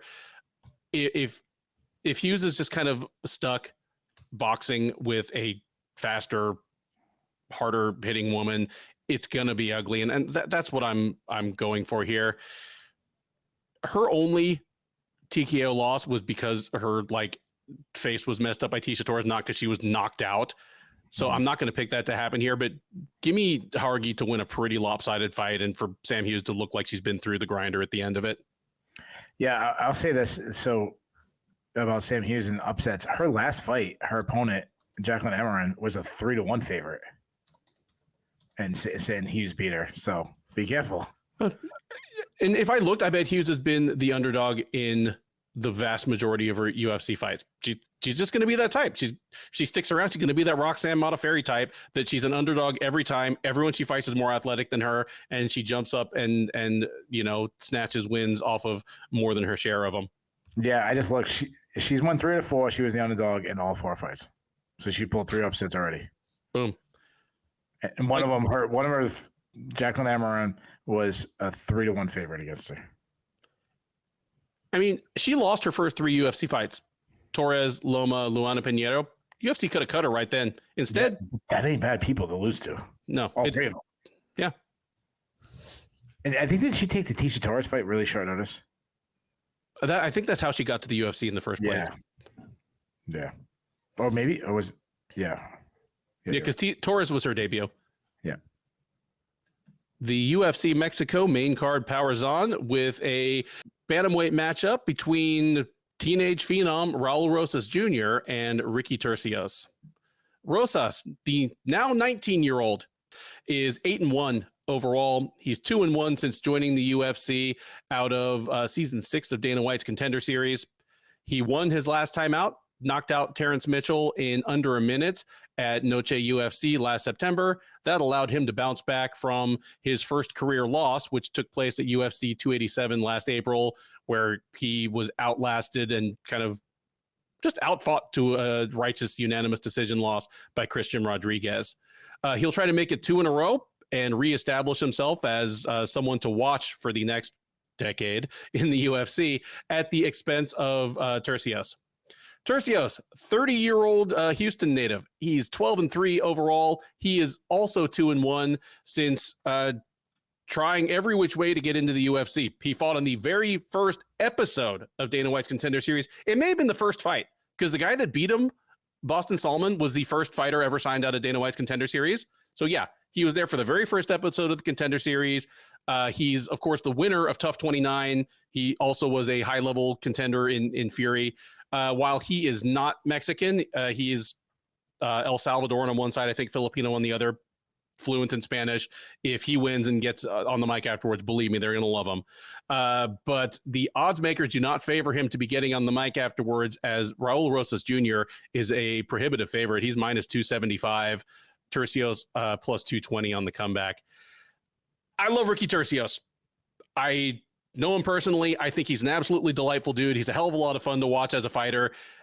He is ideal as a foil for Raul Rosas Jr. Because, I mean, if Rosas wins this is his best UFC win so far. Turcios is a tough winner. He's a guy above 500 in the same division. The problem is, Turcios, to me, is a little bit like a bantamweight Paddy Pimblett, where his best feature is his ground game, and it's not a lights out ground game. We're not talking about Abu Dhabi Ricky here, but he's a long, lanky, tricky, scrambly guy who's a better wrestler than you think he is, and just a good grappler. That's really his best skill set, but he just wants to be in fun fights and engages in wild brawls on the feet to his detriment. That's bad news against a guy like Raul Rosas Jr., I think. Raul Rosas Jr., obviously, he's a prodigy on the ground, but his striking game is developing, and it seems to be developing quickly. He has good physical tools for it. He is a big bantamweight. I don't know if he's still going to be making bantamweight when he's 25 or 28 years old, but he's a big bantamweight, not just in terms of height and wingspan, but got muscle on his frame. Like, we joke about him like missing his high school prom to fight in the UFC and stuff, but if you saw a dude that looked like this walking down the halls of your high school, you'd be a little intimidated. I like this for Rosas wherever this goes. If they stay on the feet, Rosas hits harder. He's not defensively perfect, but he's a more disciplined striker than Tercios is. If it goes to the ground, Tercios is a little more freewheeling and scrambly, where Rosas is going to be bigger, more positionally sound. It's hard for me to see like plausible routes to victory for my guy Ricky here, because even the great equalizer that we've mentioned in almost every fight, the 7,000 foot thing, yeah, like Tercios has been training at altitude for a while, but he has decent 3-round cardio. We've not really seen too much reason to be concerned about Raul Rosas Jr.'s cardio. I mean, he got tired in the Christian Rodriguez fight, but I think he would have lost that fight anyway, even if he were like fresh in the third. Give me Raul Rosas Jr. to get a pretty one-sided decision here over Ricky Tercios, where he kind of gets the better of it everywhere. Yeah, so I just looked up what was the first Dana White Contender Series fight. Yeah, just had me curious. It was that was on the card. That wasn't the very first fight. The very first fight was Joby Sanchez versus Manny Vasquez. With Joby Sanchez, wow. Unanimous decision. But while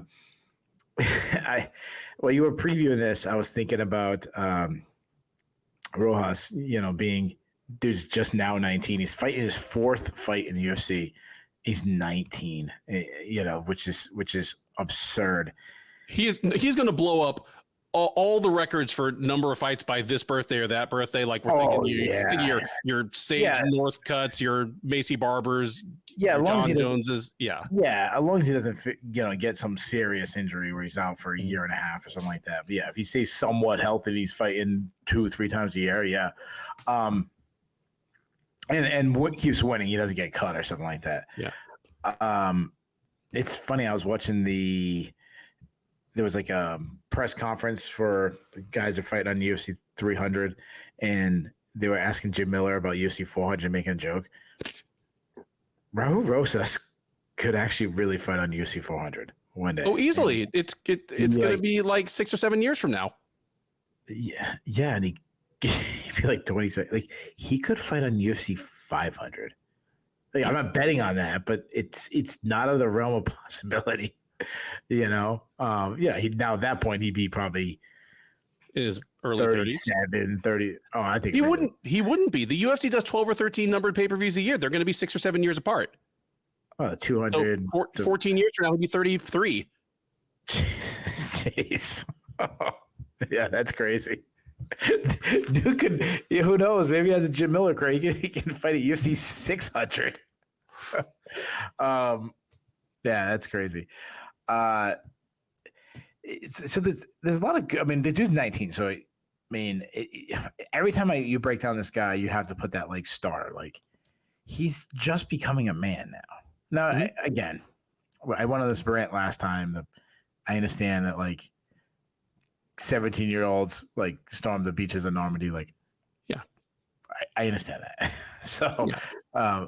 But he's at an age where who knows? His life is just starting.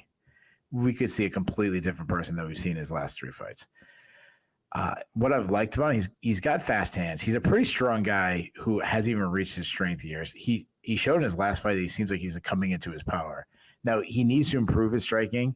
His technique is still very raw, but he has good volume. He can fight out of both stances. He will swing wildly. His volume dropped greatly in the Christian Rodriguez fight. He throws a lot of kicks, but they're kind of ineffective. He likes flying attacks, Superman punches, knees, kind of like, it's kind of a way to like close a distance without, a little quicker. He can wrestle, but he struggled to take Christian Rodriguez down. If he gets on top, he's got good top game, advances position on the ground. He's a good BJJ practitioner, mean back takes, mean ground and pound. He is a submission artist. He's got 5 subs. He almost got a Sula stretch in one of his UFC bouts. He does chase submissions that aren't there, though, in loose position. He also isn't a good defensive wrestler. But the biggest concern is, one, as you mentioned, his size. Like, I'm always worried about the weight cut for this guy because he's still growing. He's 19, I mean, would it be that shocking if when he's 26 years old, he is a jacked lightweight? No. Like, he's not going to get too much taller, but he's got the frame that he can carry more muscle easily. No, absolutely. Yeah, absolutely. But the biggest concern is with, the weight class and everything and his age and what we've seen against Christian Rodriguez, him gassing out. Like, he gassed bad in that fight. Mm-hmm. Turquios, I'm going to – you said his best part of his game is his ground game. I'm going to disagree with that. Okay. I'm not saying his striking is the best part of the game, but his pressure is. I mean, he wins solely on volume. He's a very unorthodox striker, constantly switching stances, herky-jerky kind of type fighter who at times would just hold his ground instead of allowing his opponent to step back. But then he had like weird fight. He was like clapping at his opponents and not doing, wasting volume. But like I'm talking about when he was on the Ultimate Fight show where he had his like best performance, the best run of his career. He was just beating guys with volume. Opponents have a hard time picking up his striking due to all the crazy things he do. The way he moves is kind of crazy. It's unusual. It takes them a little bit of time. He does a lot of up and down feints, which you don't see. I think his hands are, somewhat quick. He attacks with combinations. His check right hook from the southpaw stance is kind of his best strike. He blends punches and kicks together well. He loves throwing down in the pocket for a brawl. He kind of trusts his chin too much. I think, like you said, it's also what you said, trying to get a bonus, to entertain the crowd, which is not a good idea if you're the less skilled fighter. But he's, to his credit, he's got a chin. I mean, go back to the Danny Ortega fight. Ortega was teeing off on him, and he was eating fights. He's a guy, when he gets rocked, he doesn't back forward. He actually reacts by moving forward and pressing the action even more. He can land takedowns, does pretty well. Like he's deceiving though when you look at it. You don't think he's a guy that would like blast through your hips, but he will. And he chains takedowns together well. Good at winning scrambles. Good at just kind of keeping the hips moving and making stuff happen. But he's a weak defensive wrestler. I mean, he was taken down multiple times on the Ultimate Fighter show. He was taken down 6 times by Brady Easton. He was taken down 7 times by Kevin Natividad in that last fight. He's a submission threat off his back. Very active at tossing up submissions. He also has uses subs to kind of create space to try to get on top. Best strength is cardio, and cardio is, to him, is one of the guys. It's a tool. If Rojas takes him down and works him on top, that is the best avenue of victory, I think, for Rojas. Even though he has a striking advantage, but being on top, using his size, I think it'd be really good for him. I'm not very high on Tercios, and I want Rojas to be good. He obviously, of the two fighters, has a way bigger upside of these two guys. I think he batters Tercios early on the feet, maybe from the top position. But you know what? I keep thinking about that gas tank, and I haven't seen it fixed yet. I'm going to go the opposite, man. I'm going to go with a big upset. I think Tercios is going to weather the storm. I think he's going to take over. I think it's going to be one of these like veteran victories where that veteran dog is still in the fight and still hanging on. Is it like a Gerald Mershot type fight or Darren Elkins type fight where he's the less skilled fighter, but he's crafty and he's pressing a 19-year-old and beat him the mental game. And I think the volume basically gasses Rojas on, and Tercios starts winning the second round, starts winning the third. I guess even see like a late submission for him. But I'll say Rojas makes it to decision, but he drops the last 2 rounds and loses. I'll say really close. I'll say a split decision loss. Give me Terceos by split decision. All right, man. You just picked a Houston fighter in a pretty significant upset that I didn't have the balls to pick. If this plays out for you, you are an honorary Texan, and I will send you a care package for of just Buc-ee's stuff. It's like a bunch of snacks and t-shirts and stuff. Yep. All right, there we go. Third from the top at UFC Fight Night 237 is a lightweight clash between Daniel Zellhuber and Francisco Prado. Zellhuber, the 24-year-old Mexican by way of Las Vegas, is 14-1 overall. He's 2-1 in the UFC. He made it to the UFC by beating Lucas Almeida on Dana White's Contender Series. That was season 5. He lost a unanimous decision to Trey Ogden in his debut. He has back-to-back wins over Lando Venata and Christos Iago since then. Like many fighters on this card, his most recent fight was at Noche UFC last September. He guillotined Giagos in the second round there. He'll look to make it 3 in a row, certify himself as one of the brightest young prospects in that division against Prado. Prado, just 21 years old, Argentinian by way of Florida. He trains at the Goat Shed. He is 12-1 overall. He's 1-1 in the UFC. Like Zellhuber, he lost his debut, dropped a decision to Jamie Malarkey. He came back with a first-round knockout of Otman Azatar at UFC on ESPN Holm versus Bueno Silva in July. So 2 young prospects who kind of stubbed their toes in their UFC debuts and have looked impressive ever since. One has to win, one has to lose. The odds makers think it's going to be Zellhuber winning. He is minus 270, Prado plus 220 on the comeback.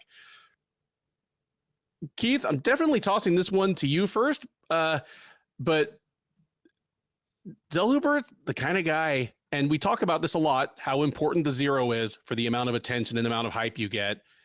Trey Ogden is the exact kind of trap fight, just the kind of gritty, tough, wily veteran that's a total landmine for a 22-year-old prospect. If Zellhuber is a top 10 lightweight in a couple years, if he's a title contender 5 years from now, we may look back on that Ogden fight as the best thing ever to happen to him. Because, I mean, he'd be having, like, if he was 3-0 in the UFC right now, 15-0 overall, he'd have a level of hype that would make it impossible to match him, like, responsibly. Yeah, so, sure. Tell me how much you believe in either of these guys. I mean, Prado's super young as well, not quite as touted. Tell me who you think wins this one. Oh, note for the listeners, since I'm kind of providing updates here. And by the way, my little tidbits about fighters training at altitude or the ones that have already been training at altitude down in Mexico, that comes from a tweet by one of the guys from MMA Oddsbreaker. So, hat tip to them. I'm sure it took a lot of research. So, we appreciate it. We've made use of it throughout this podcast. MMA Oddsbreaker, good show, good guys. Anyway, and Zellhuber. And that's why you're the best in business, because I wouldn't have given the credit. I would have pretended like that was all my knowledge. I was slaving over the research I was doing, finding where guys are training. Zellhuber has been an extreme couture guy for a while, but he has been training at altitude in Mexico. Prado's training in Miami, but he's been training at a place called Air Lab, along with the Goat Shed, where they simulate low pressure situations. That sounds absolutely fucking terrifying to me. The research I do, I actually called them, and then I actually took a trip down there to see it and experience it. And that's the kind of pop. I didn't go to the MMA Odds Breaker to find out. I had to experience and get multiple sources to confirm this stuff. And obviously, I'm joking. Yeah. This is a fight that I'm really intrigued with. I think it's 2 of the best. 2 good prospects, really intriguing based on their age. Zellhuber, I mean, he's only 24, so I love that. Long and lengthy guy. I like the way he uses his length to keep his distance, sets up his shots with feints really well. He kind of feints, gets his opponents to draw an attack that he can counter good. Quick hands, nice long jab that kind of keeps his opponents honest. I love that he crushes the body. He's got good power. He kind of has that tall man strength, and he's not really in his power years yet. He avoids He avoids shot, like defensively, some of the things I don't like. He avoids shots with shoulder rolls, which can be effective to kind of deflect shots, but never looks good to the judges. He ate some really good shots from Christos Giagos, but that's a good fighter.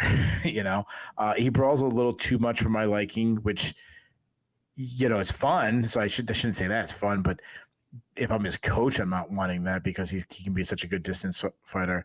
He tends to get hurt too in a lot of fights. Again, because defense is second to him. Incredibly kicking him, though. He tosses up head kicks so quickly. He loves the question mark kicks, nice calf kicks, though sometimes he'll throw him naked. I like that he'll get in the clinch and use his size and kind of win in there when he gets in close. He had a incredible judo throw, I think, at tennis. I know going back a little bit, but when he's like a tennis, incredible judo throw. Mean ground and pound. He's got 2 submission wins. Prado, only 21. You got to love that. Well-rounded fighter. He's a pressure counter striker. Looked really fast against Ataman Azaitar. I thought that was a really impressive win. He loves his left hook, though he can kind of look for it too much. But he has power. I mean, he's got 6 TKOs despite not even being close to his power years either. He really springs into his shot. He does throw wild strikes like a crazy man at times, which is going to give him chances to get countered. A lot of looping punches, loves some spinning attacks, throws some hard high kicks.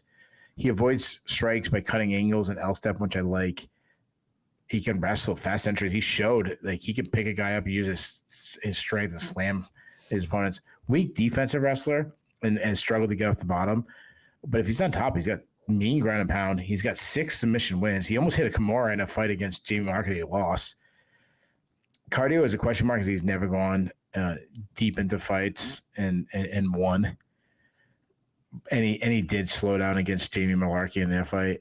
The one fight that I believe that he went to a decision that he lost that one. Yeah. This is a fun fight. I like both guys. I really like both these guys moving forward. I just can't get past the size of Zellhuber. I say he weathers some power shots from Pareto early, and he just starts picking apart from range, using those kicks, going to the body. Give me Zellhuber by decision. Yeah, I like the breakdown there, and it's obvious that both guys have a lot of upside. Just one, they both have good physical tools. Zellhuber has standout physical tools just because he is so big, but it's not like Prado is small. And of the two of them, Prado's the guy that is packed with muscle on his frame as well. I underestimated Prado coming in, and I always underestimate fighters that come from Samurai Fight House in Argentina. It's the promotion where I kind of famously made fun of that woman. Who's the one that came in, won one fight, and started saying, Amanda Nunes, I'm coming for you? Zhang's girlfriend? Anyway, it's the one where I don't remember anybody calling out Amanda Nunes. They're fighting on the interlocking daycare foam mats, and he was fighting super low level people in that promotion. You know what happens? We preview so many fights that by the time we talk about old fights and recap, we're already for example, when people listen to this, we're already previewing the next card. We're already working in that of next week's card. So asking me to go back to remember somebody, good luck. It's hard. At any rate, Prado at best was an unknown quantity, and then when Jamie Malarkey just kind of outsmarted, outlasted, and handled him, it's like, okay, he's not going to be long for the UFC. And honestly, he still got a lot to prove. He crushed Ottman Azaitar, but that's a win that's not going to age well. I can already tell. Azaitar had all the momentum in the world before Potato Gate, and he's 0-2 since then, and he's got knocked out both times. Ottman Azaitar may never win another fight. We don't know. But Prado, just based on the eyeball test, based on his physical tools, he's a guy to watch. Zellhuber is a little more proven. Yeah, obviously he's a little older. He was fighting on higher level regional shows. And now he has back-to-back wins over solid mid-roster guys like Lando Veneta and Christos Giagos. Neither of them was ever a top 15 lightweight, but they're both guys that have been in the UFC for, the better part of a decade and have generally not been an easy out for anyone. Like, Zellhuber cautiously appears to be the real thing. And I love kind of your breakdown of his offensive skill set. You and I both love fighters that go to the body. It's underused in MMA. It's so effective. He has the defensive issues you mentioned, and Prado could certainly make him pay for those. He hits super hard, but Zellhuber's the one that I'm going to trust more out of the two the longer this fight goes. Just he has more experience going deeper into fights with better fighters, and I'm just higher on him in general. I think his physical tools are better. He has more of a complete skill set at this point, and he's been fighting better fighters. Give me Zellhuber to take over. Maybe we have a really fun, wild first round, and he just really starts to establish dominance as they go on. He figures Prado out. He stays fresher than Prado, and he wins this thing going away after a really back and forth first round. With that, we come to the co-main event of UFC Mexico, the first of 2 5-round rematches to cap off this card. It is a pair of former featherweight title challengers in Yair Rodriguez and Brian Ortega. Rodriguez, the 31-year-old Mexican, is 19-4 with 1 no contest overall. He is 10-3 since joining the UFC as a veteran of the first season of Tough Latin America. He fought most recently at UFC 290 last July, got really dominated and eventually stopped by Alexander Volkanovski in what turned out to be the last defense of Volkanovski's title reign. Ortega, 32-year-old from Southern California, is 15-3 with 1 no contest overall. He's 7-3 with 1 no contest in the UFC. While he has been a top-level contender in the division for what feels like forever at this point, he has lost 3 of his last 4, though in his defense, those were in a title challenge against Max Holloway, in a title challenge against Alexander Volkanovski, and in his first meeting with Rodriguez about 18 months ago in the headliner of UFC on ABC3. That fight, a fun back and forth fight, ended late in the first round when Ortega suffered a low percentage shoulder injury. There was plenty of carping back and forth. Rodriguez claiming that he had hurt that shoulder with a kick earlier in the fight. Ortega saying it was just a freak thing that happened. Whatever the case, these two have kept the rivalry hot ever since. The UFC remade the fight kind of as soon as they could get the two fighters' schedules synced up. And wouldn't you know it, all of a sudden, this is a much more important fight than we thought it was 24 to 36 hours ago, as Alexander Volkanovski, who beat both of these guys soundly, is no longer your champ. All of a sudden, the winner of this fight may be second or third in line for a title shot, depending on how you feel about Movsar Evloev.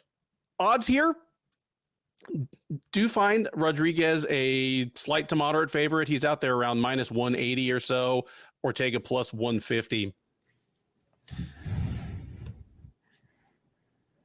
Keith, definitely going to throw this one to you first. Obviously, we saw these two guys fight. We saw them fight for 4 minutes anyway. We previewed that one ahead of the fight. If I remember correctly, we both picked Rodriguez, though I don't think either of us picked him by first round TKO, whether due to injury or otherwise. I'm flipping this one to you first, but let me kind of plant this question.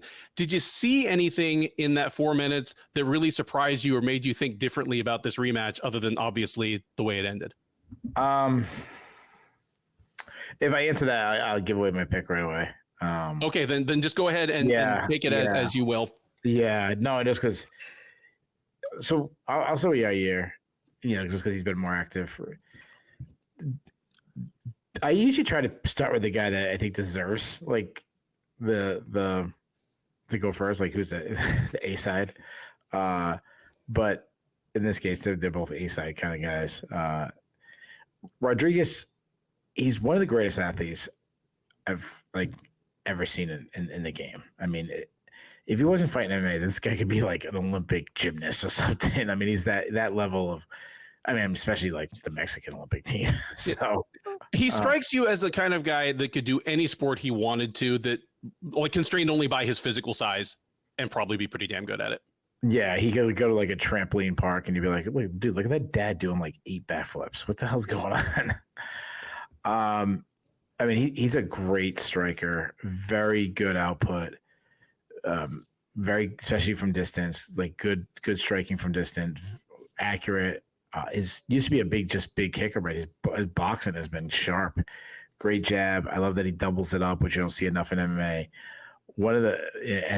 Historically one of the best kickers in the game. I always tell the story when I was in Boston and doing some videos for Sherdog, and there was an open workout, which they don't really do it that often anymore, but he was there and he was kicking pads, and I'm telling you, he was hitting the pads harder than Dominic Reyes throwing high kicks. It was just different. The guy, I mean, his kicks are incredible. I love his teep kicks, mean calf kicks, some of the meanest body kicks. He can also go to the head, like he's got that quick twitch thing going where he can just go to the head super fast. He is great going low and then going high the next time, like his next like burst. BJ Penn. BJ Penn pipe. Yeah, oh yeah, that's a perfect example. Oh my god, I tried putting the BJ Penn fight out of my memory. Oh man, he's got those mean like John Jones oblique kicks going.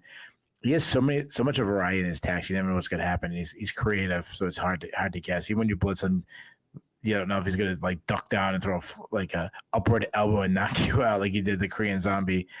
He'll go airborne with a flying knee or a kick or something. Just sometimes I feel like he's one of these guys. Like, it's the first round when he's fighting, he does so much like high level athleticism things. Seems like he's like a guy who's about to do a basketball game and he's jumping, hitting the backboard and stuff, like part of his routine. And his routine is like do a triple flying kick. You know, he's really coming to his power recently. Not a great, wrestler. Definitely a weaker defensive wrestler. But I mean, I'd say his defense has got better, but particularly what's got really bad is his ground game. I mean, he's a submission threat on the ground. He uses long legs to kind of extend his opponent so he can land strikes, and then, with elbows and this and that. And then he's got some slick submission. His armbar to triangle transition is beautiful. I mean, he subbed Josh Emmett with a triangle. Move on to Brian Ortega. Big for the weight class. Big guy. He's also athletic, not to Yair's level, but he's a good athlete, fights out of both stances. A guy that one time I used to think was a very one-dimensional fighter. That's not the case anymore. He's a good striker now. Works from distance with a good jab. I mean, he jabbed up Korean Zombie in their fight. The issue is he doesn't really let his power go. He doesn't step in and land a knockout. He's most likely not going to start you. I do like that he works the body. Defensively, he blocks shots by pillaring, and that's why in the Volkanovski fight, Volkanovski was able to rip his body because he's bringing those hands so high. He's got a good kicking game. He throws a lot of kicks, and some of that's because he ain't worried for the fight to go to the ground if his leg is caught. He's a really good grappler, great takedown, great with the takedowns. Loves to if you press against, he loves to reach over your head and jump into a guillotine for the standing position. And the way he grapples, I've said this before, he has a very Charles Oliveira style where it's more opportunistic than talent, or opportunistic than technical, I should say. He kind of just finds it open and he just seizes on it. He jumps for anything that's there. He isn't going to take you down and grind you and hold you down and slowly work position. That's not Brian Ortega's game. And obviously a big part of that is that he's not that dynamic wrestler too, to like shoot in, run the pipe, stuff like that. He's more of a just reach for a takedown. He'll pull guard. He is 32, so that age is a concern because it's right at that part when people start to decline. He's also dealt with a slew of injuries recently. So as far as prediction goes, it's really hard to have confidence in Brian Ortega at this point in his career. He's won one fight in the last 6 years. I mean, he's either lost to top guys or been on the sidelines with injuries. Rodriguez, on the end, he's looked incredible lately. I mean, taking out the Volkanovski fight, because if you're the second or third best in the world, that's going to happen to you when you face the best. I think Rodriguez batters Ortega with shots on the feet. He was doing that early on in the fight. In the first fight, he was kind of having his way, particularly with his kicks. I think he's got to put a stamp on this one. I think he's going to have a spectacular showing. I'm going to say he stops him. I'm going to say he lands something, maybe a high kick or something. I say he does in the second round. Give me Rodriguez by second round knockout. Yeah, I love the breakdown there. And obviously, Ortega is at this point still just a 32-year-old man, although he'll be 33 by the time he steps into the cage. And still, at least as of right now, a top 10 featherweight, so a top 10 fighter in one of the 2 or 3 best divisions in the sport. I am by no means shoveling dirt onto the man's career. Like, who knows what he could do from here, but he wasted prime years. That's what I'm coming around to. We never mention him in the same breath as Dominic Cruz, Cain Velasquez, but he is low key a what might have been story in MMA, just with the amount of talent he has, the amount of skill he has, the combination of his injuries, and then you can argue that this thing was never really his first love. Like, in much the same way that not Nate, but Nick Diaz, you can tell there's a part of Nick Diaz that just wishes he had spent the last 20 years doing jiu-jitsu competitions and triathlons. Yeah. Like Brian Ortega likes surfing at least as much as fighting. And he, even when he was still on his way up, like as late as like 2018, heading, like coming out of the Max, or coming out of the Frankie Edgar win, going into the Max Holloway fight, he was saying, he's like, I don't really want to fight more than twice a year. I don't like making the weight cut. It cuts into my time to do other stuff that I love to do, like surfing. So yeah, even if I win the belt, I'm going to be a 2 fights per year max fighter. And he has delivered on that and then some, because he's been a 1 or no fights per year fighter since then. It is a bummer. Like, selfishly, to me, it's a bummer. For him, I am happy for him that he, to some extent, has lived his best life. But at any rate, coming into this, yeah, it was an interesting matchup, 18 or 20 months ago that seemed to favor Rodriguez. And since then, Rodriguez has fought 2 more times, looked good, and Ortega's fought not at all, battled some injuries. So all the variables would seem to favor Rodriguez here. I'm with you. Rodriguez is one of the just most spectacular athletes we've ever seen in this sport. Just so fast, so accurate, so powerful.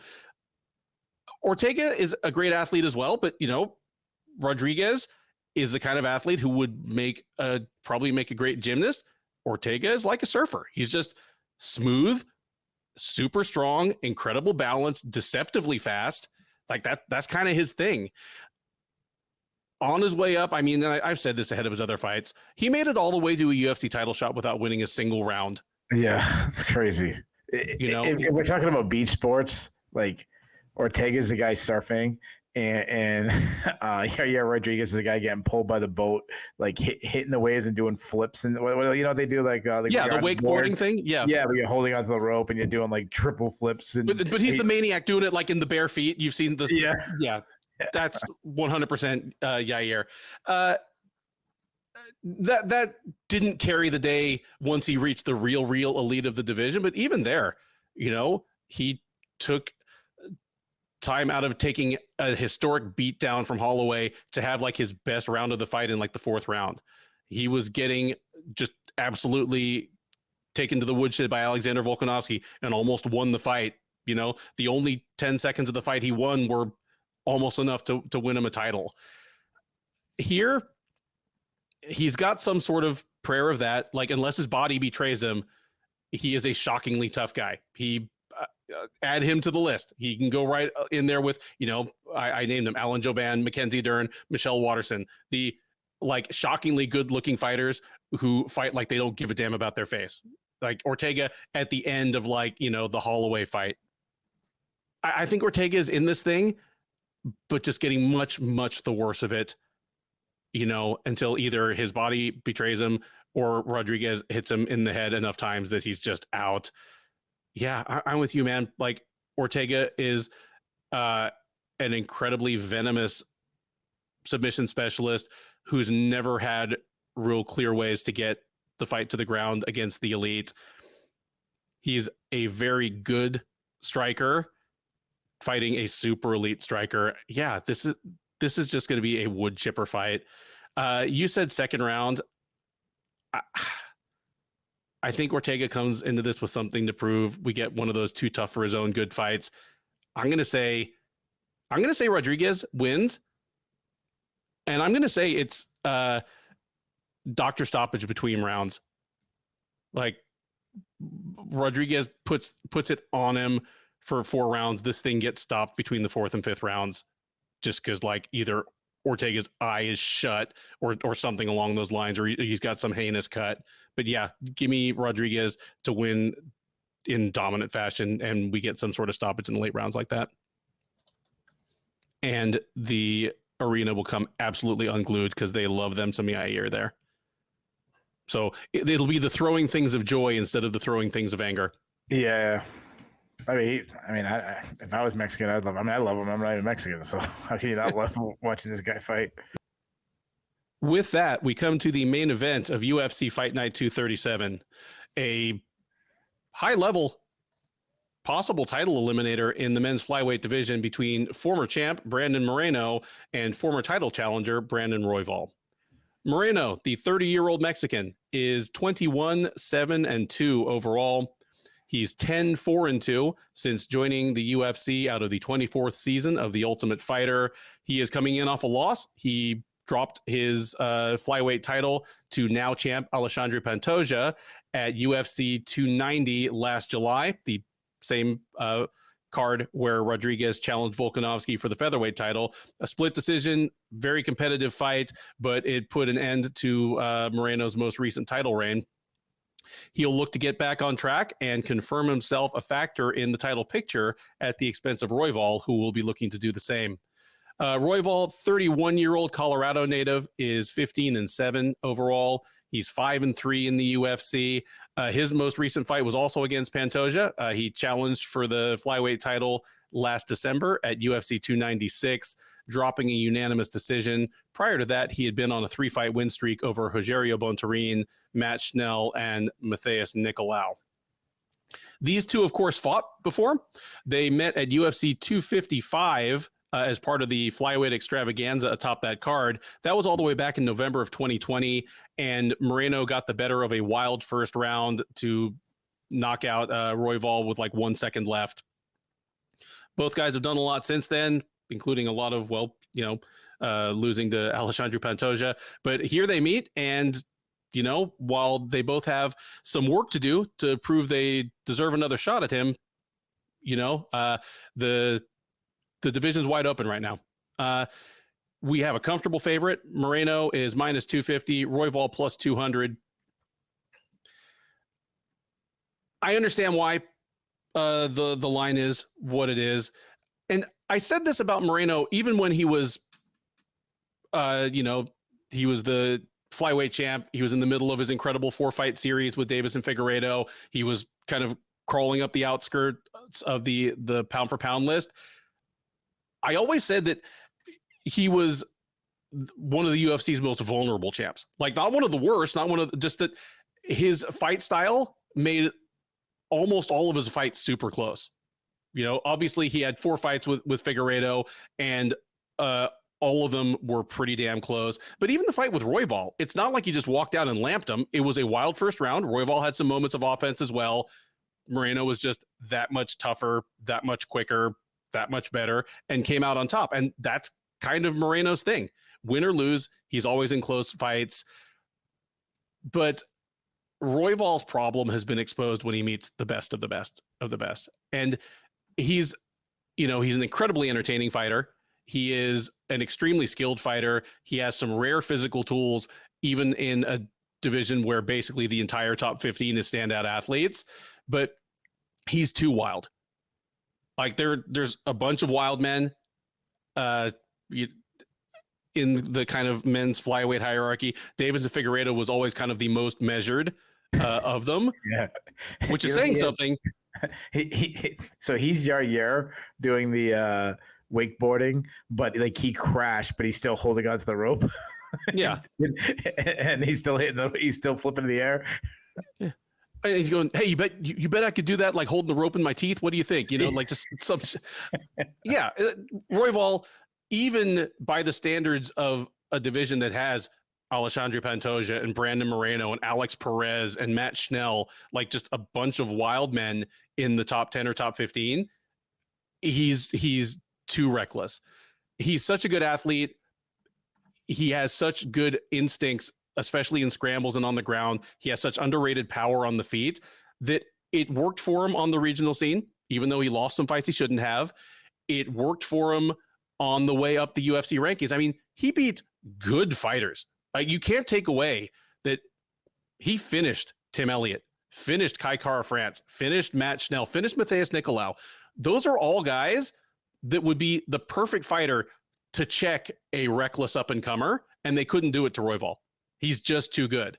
But against the elite of the elites, they're just not fazed by the smoke and mirrors. Like, you know, Pantoja was able to control Royval on the ground. He was able to win scrambles. He didn't let himself get drawn into like too much of a wild brawl on the feet.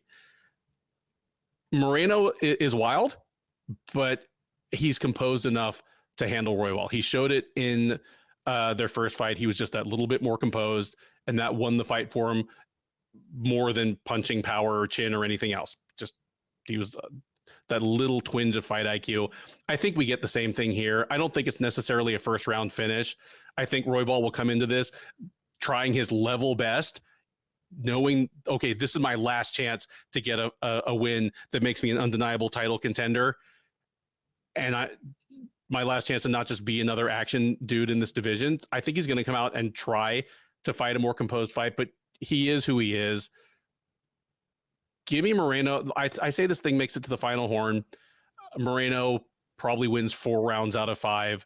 And there's just, you know, one round where Royval gets the best of a scramble, spends the entire round on Moreno's back, and Moreno is like grinning and laughing while trying to fight off rear naked chokes. But for the rest of it, you know, like Moreno's the guy in control. Yeah, give me Moreno by decision in one of those fights that it doesn't look competitive on paper, but each round is individually a whole hell of a lot of fun. Yeah, I mean, this is an absolutely incredible fight. I mean, anytime you get flyweights in the main event, I'm always excited about that because regardless of what happens and how it goes down, you know that the fight is going to be really good and well, at least there's going to be a lot of action. You know what I mean? So, Brandon Moreno, I mean, you're talking about, besides being a crowd favorite, he's going to be a huge favorite in this one. In the, you know, like this is a guy that, yeah, he's Mexican, but like American fans love him. Brazilian fans love him. English fans, like everybody loves that guy. Like UFC fighters' own moms like him. Like I remember there was like this bunch of videos that started going around either TikTok or Instagram of a bunch of UFC fighters just complaining that their own moms were like Brandon Moreno's my favorite fighter. Like when's he fighting next? You know, like Adrian Yanez, and guys are like, what the hell's going on? You know, like, yeah, everyone likes Brandon Moreno. Yeah, I want to give a shout out to my boy Justin Peck, who this guy got into MMA watching there was that season of the Ultimate Fighter show. He was rooting for Brandon Moreno because he was a 16 seed, and that became his first favorite UFC fighter, and that's still to this day Brandon Moreno. Way to pick him, man. This sport is going to disappoint you from here on out, Mr. Peck. Yeah, I'm afraid. So, yeah, he's been a fan for a while now, and I mean that was a guy that didn't have the hype to be a champion, and obviously he did. Well-rounded fighter. I mean, great boxing, fast hands, one of the best jabs in the game. Generates good power because he sits on his punches, and he also lines up his shots well by winning the foot battle. Great kicking game. I love the way he can end combinations and hide his high kick.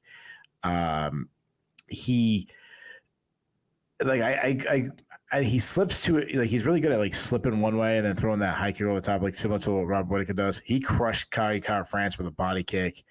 He's a good defensive striker. One of these guys, he's constantly bouncing his head off the center line, making him hard to hit, really kind of bob and weave style.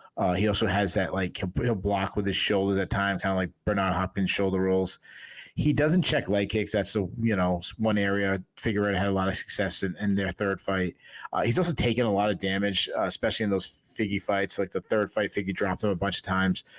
I mean, that's what happens. You have 25-minute fight after 25-minute fight after 20. I think it was 5 in a row. So, no, 5 out of 6. He took one fight in between. But yeah, really good wrestler. Very opportunistic to win. Like, you don't think of Brandon Moreno as this like fantastic, Jordan Burroughs type wrestler, but he understands the importance of takedowns and winning rounds.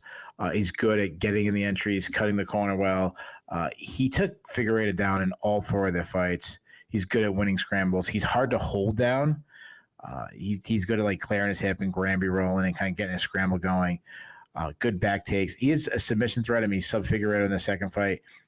He is also hard to submit. I mean, look at the what Pantoja did to him, and I mean Pantoja is such an underrated fighter. It still as the champion still doesn't get the credit, but Pantoja had his back at times and different things, couldn't sub him. Royval, obviously the athleticism, massive for the weight class. He's long and lengthy. He's a southpaw that kind of just flows. I said it last time, and a lot of my notes could be very similar. He only fought a couple months ago, so he's having a really quick turnaround. For a guy who went 25 minutes. I said it last time that he reminds me a little bit of a prime Tony Ferguson, where he's kind of it's more about flowing than actually like setting things up. Good output. He throws long strikes down the pipe. He's got a good jab when he's letting his hands go. But he does a lot of these crazy spinning attacks. He's got a great kicking game. Kicks to all areas of the body. He loves those teep kicks up the middle. He loves stepping knees. He doesn't really care about defense, as you mentioned. He drops his hands, keeps his chin high in the air. I mean, Kai France cracked him for it. May I interject for a moment? Yeah. This is why you're the best in the business, because I spent probably like 2.5 minutes trying to find a good way of saying that Brandon Royval might be the most recklessly aggressive high-level fighter in the sport. And you're just like, he's like a prime Tony Ferguson. Boom. Like 5 words. And you just like torpedoed like 2.5 minutes of me just like hosing. Yeah. Perfect. Yeah, thanks, man. Yeah. Prime 20. Yeah, well, we'll go. I don't want to go on a rant on that, but okay. Anyways. Yeah. So he closes the distance really well to land his strikes. He because of how long and he is. He uses his size well in the clinch. He can toss up some knees and stuff. He will look to wrestle, but he's more of a guy that kind of just starts a scramble. He's a very weak defensive wrestler. He will jump on guillotines.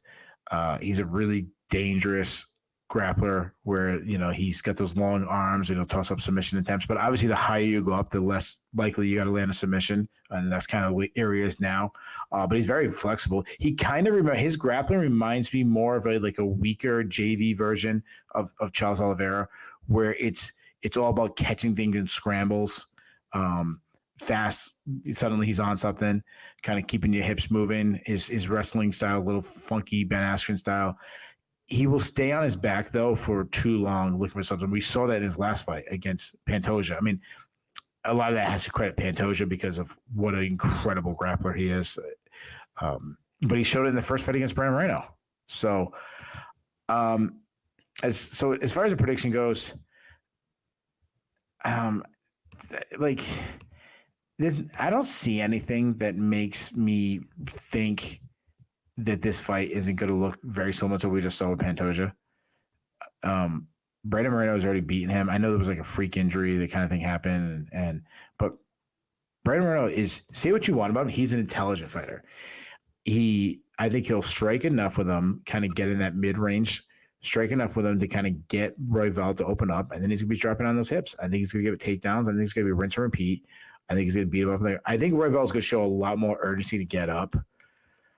I just think it's going to happen over and over again, and he's going to by the time he kind of gets in a groove and he starts stopping takedowns, I think it's gonna be too late for him. Like he's gonna have too many rounds in the bank from Moreno. I like the 4-1, like 4-1. Like I can see him win. Like Royval's good. Like if we were ranking flyweights, he's probably number 3. You know, I mean, or 4. You know, he's up there, so he'll make it competitive. It's so. I kind of. I mean, with Pantoja being the champ, it's really tough selling anybody because he's got wins over. He's got a bunch of wins over Moreno. He's got a bunch of wins over Royval. So it's really hard to set up the next contender. I want Royval to be a top guy because of how fun he is. Not at the expense of Moreno because he's also really fun too. But yeah, until I see Royval having a good game plan, fighting like a safe fight where he's giving himself the best chance of victory. He has things that gives him a chance to like get a big victory, but it's not the thing that the totality gives him the best chance of victory. So it's like the guy throwing up lat drops and headlocks and wrestling. Like it gives you a big chance to win if you hit it, but overall, I think you're lessening your chance. So I don't know if I said. And to pull out an example that you threw out there, obviously for several years, all we wanted in this sport was to see Tony Ferguson versus Khabib Nurmagomedov. But you and I both know how that fight would have looked if they'd actually fought. Oh yeah, the more conservative, positionally sound guy. Yeah. I don't want to go to. I'll go to a little side rant for a second, and this is going to get me a lot of hate. I really think Tony Ferguson was right place, right time kind of guy. I never thought he was that good. I think Conor was starched him. I think a lot of the top guys. I think Khabib would have mauled him. Anyways, give me Brandon Moreno by decision. All right, that is it. The Sherdog Radio Network preview for UFC Fight Night 237, Moreno versus Royval 2, also known as UFC Mexico. I've been your host, Ben. He has been your expert, Keith. If this is your first time watching or listening to one of our previews, first of all, thank you. We hope you enjoyed it. We didn't have quite as much sidetrack conversations and story time as usual, but normally we do our best to bring you as good a mix of actual in-depth analysis and side tangents as you'll find anywhere in this business. Please do like, subscribe, drop us a comment. Keith and I both man the comment section. We'd love to hear your opinion on these fights. If you think any of our upset picks are out of our minds, let us know. If you think we've missed a good one, let us know. We'd love to hear your take on these. I would normally say join us on the recap, but there is a good chance that there won't be one this week simply because Keith has a wrestling tournament. And then I mentioned off the top, this is an all hands on deck weekend at Sherdog where we have one of KSW's biggest cards of the year. We have a card of the year candidate in Bellator versus PFL. And then we have UFC Mexico. And I know that I have fight day duties on the PFL versus Bellator card. So if I'm the only one who can make it and I haven't necessarily even watched the whole UFC card, I'm not comfortable with that. So a better reason than ever to follow Sherdog on Facebook. Like, I'm not telling you to follow me. I don't care. Follow Sherdog on Facebook or subscribe to Sherdog on YouTube, and we will let you know if that changes and there is going to be a recap. If there is, great. We'll talk to you Saturday night. If not, we will see you a week from today as we preview the next weekend's UFC card. Between now and then, thank you once again for listening. Enjoy the rest of your week, and by all means, enjoy these fights.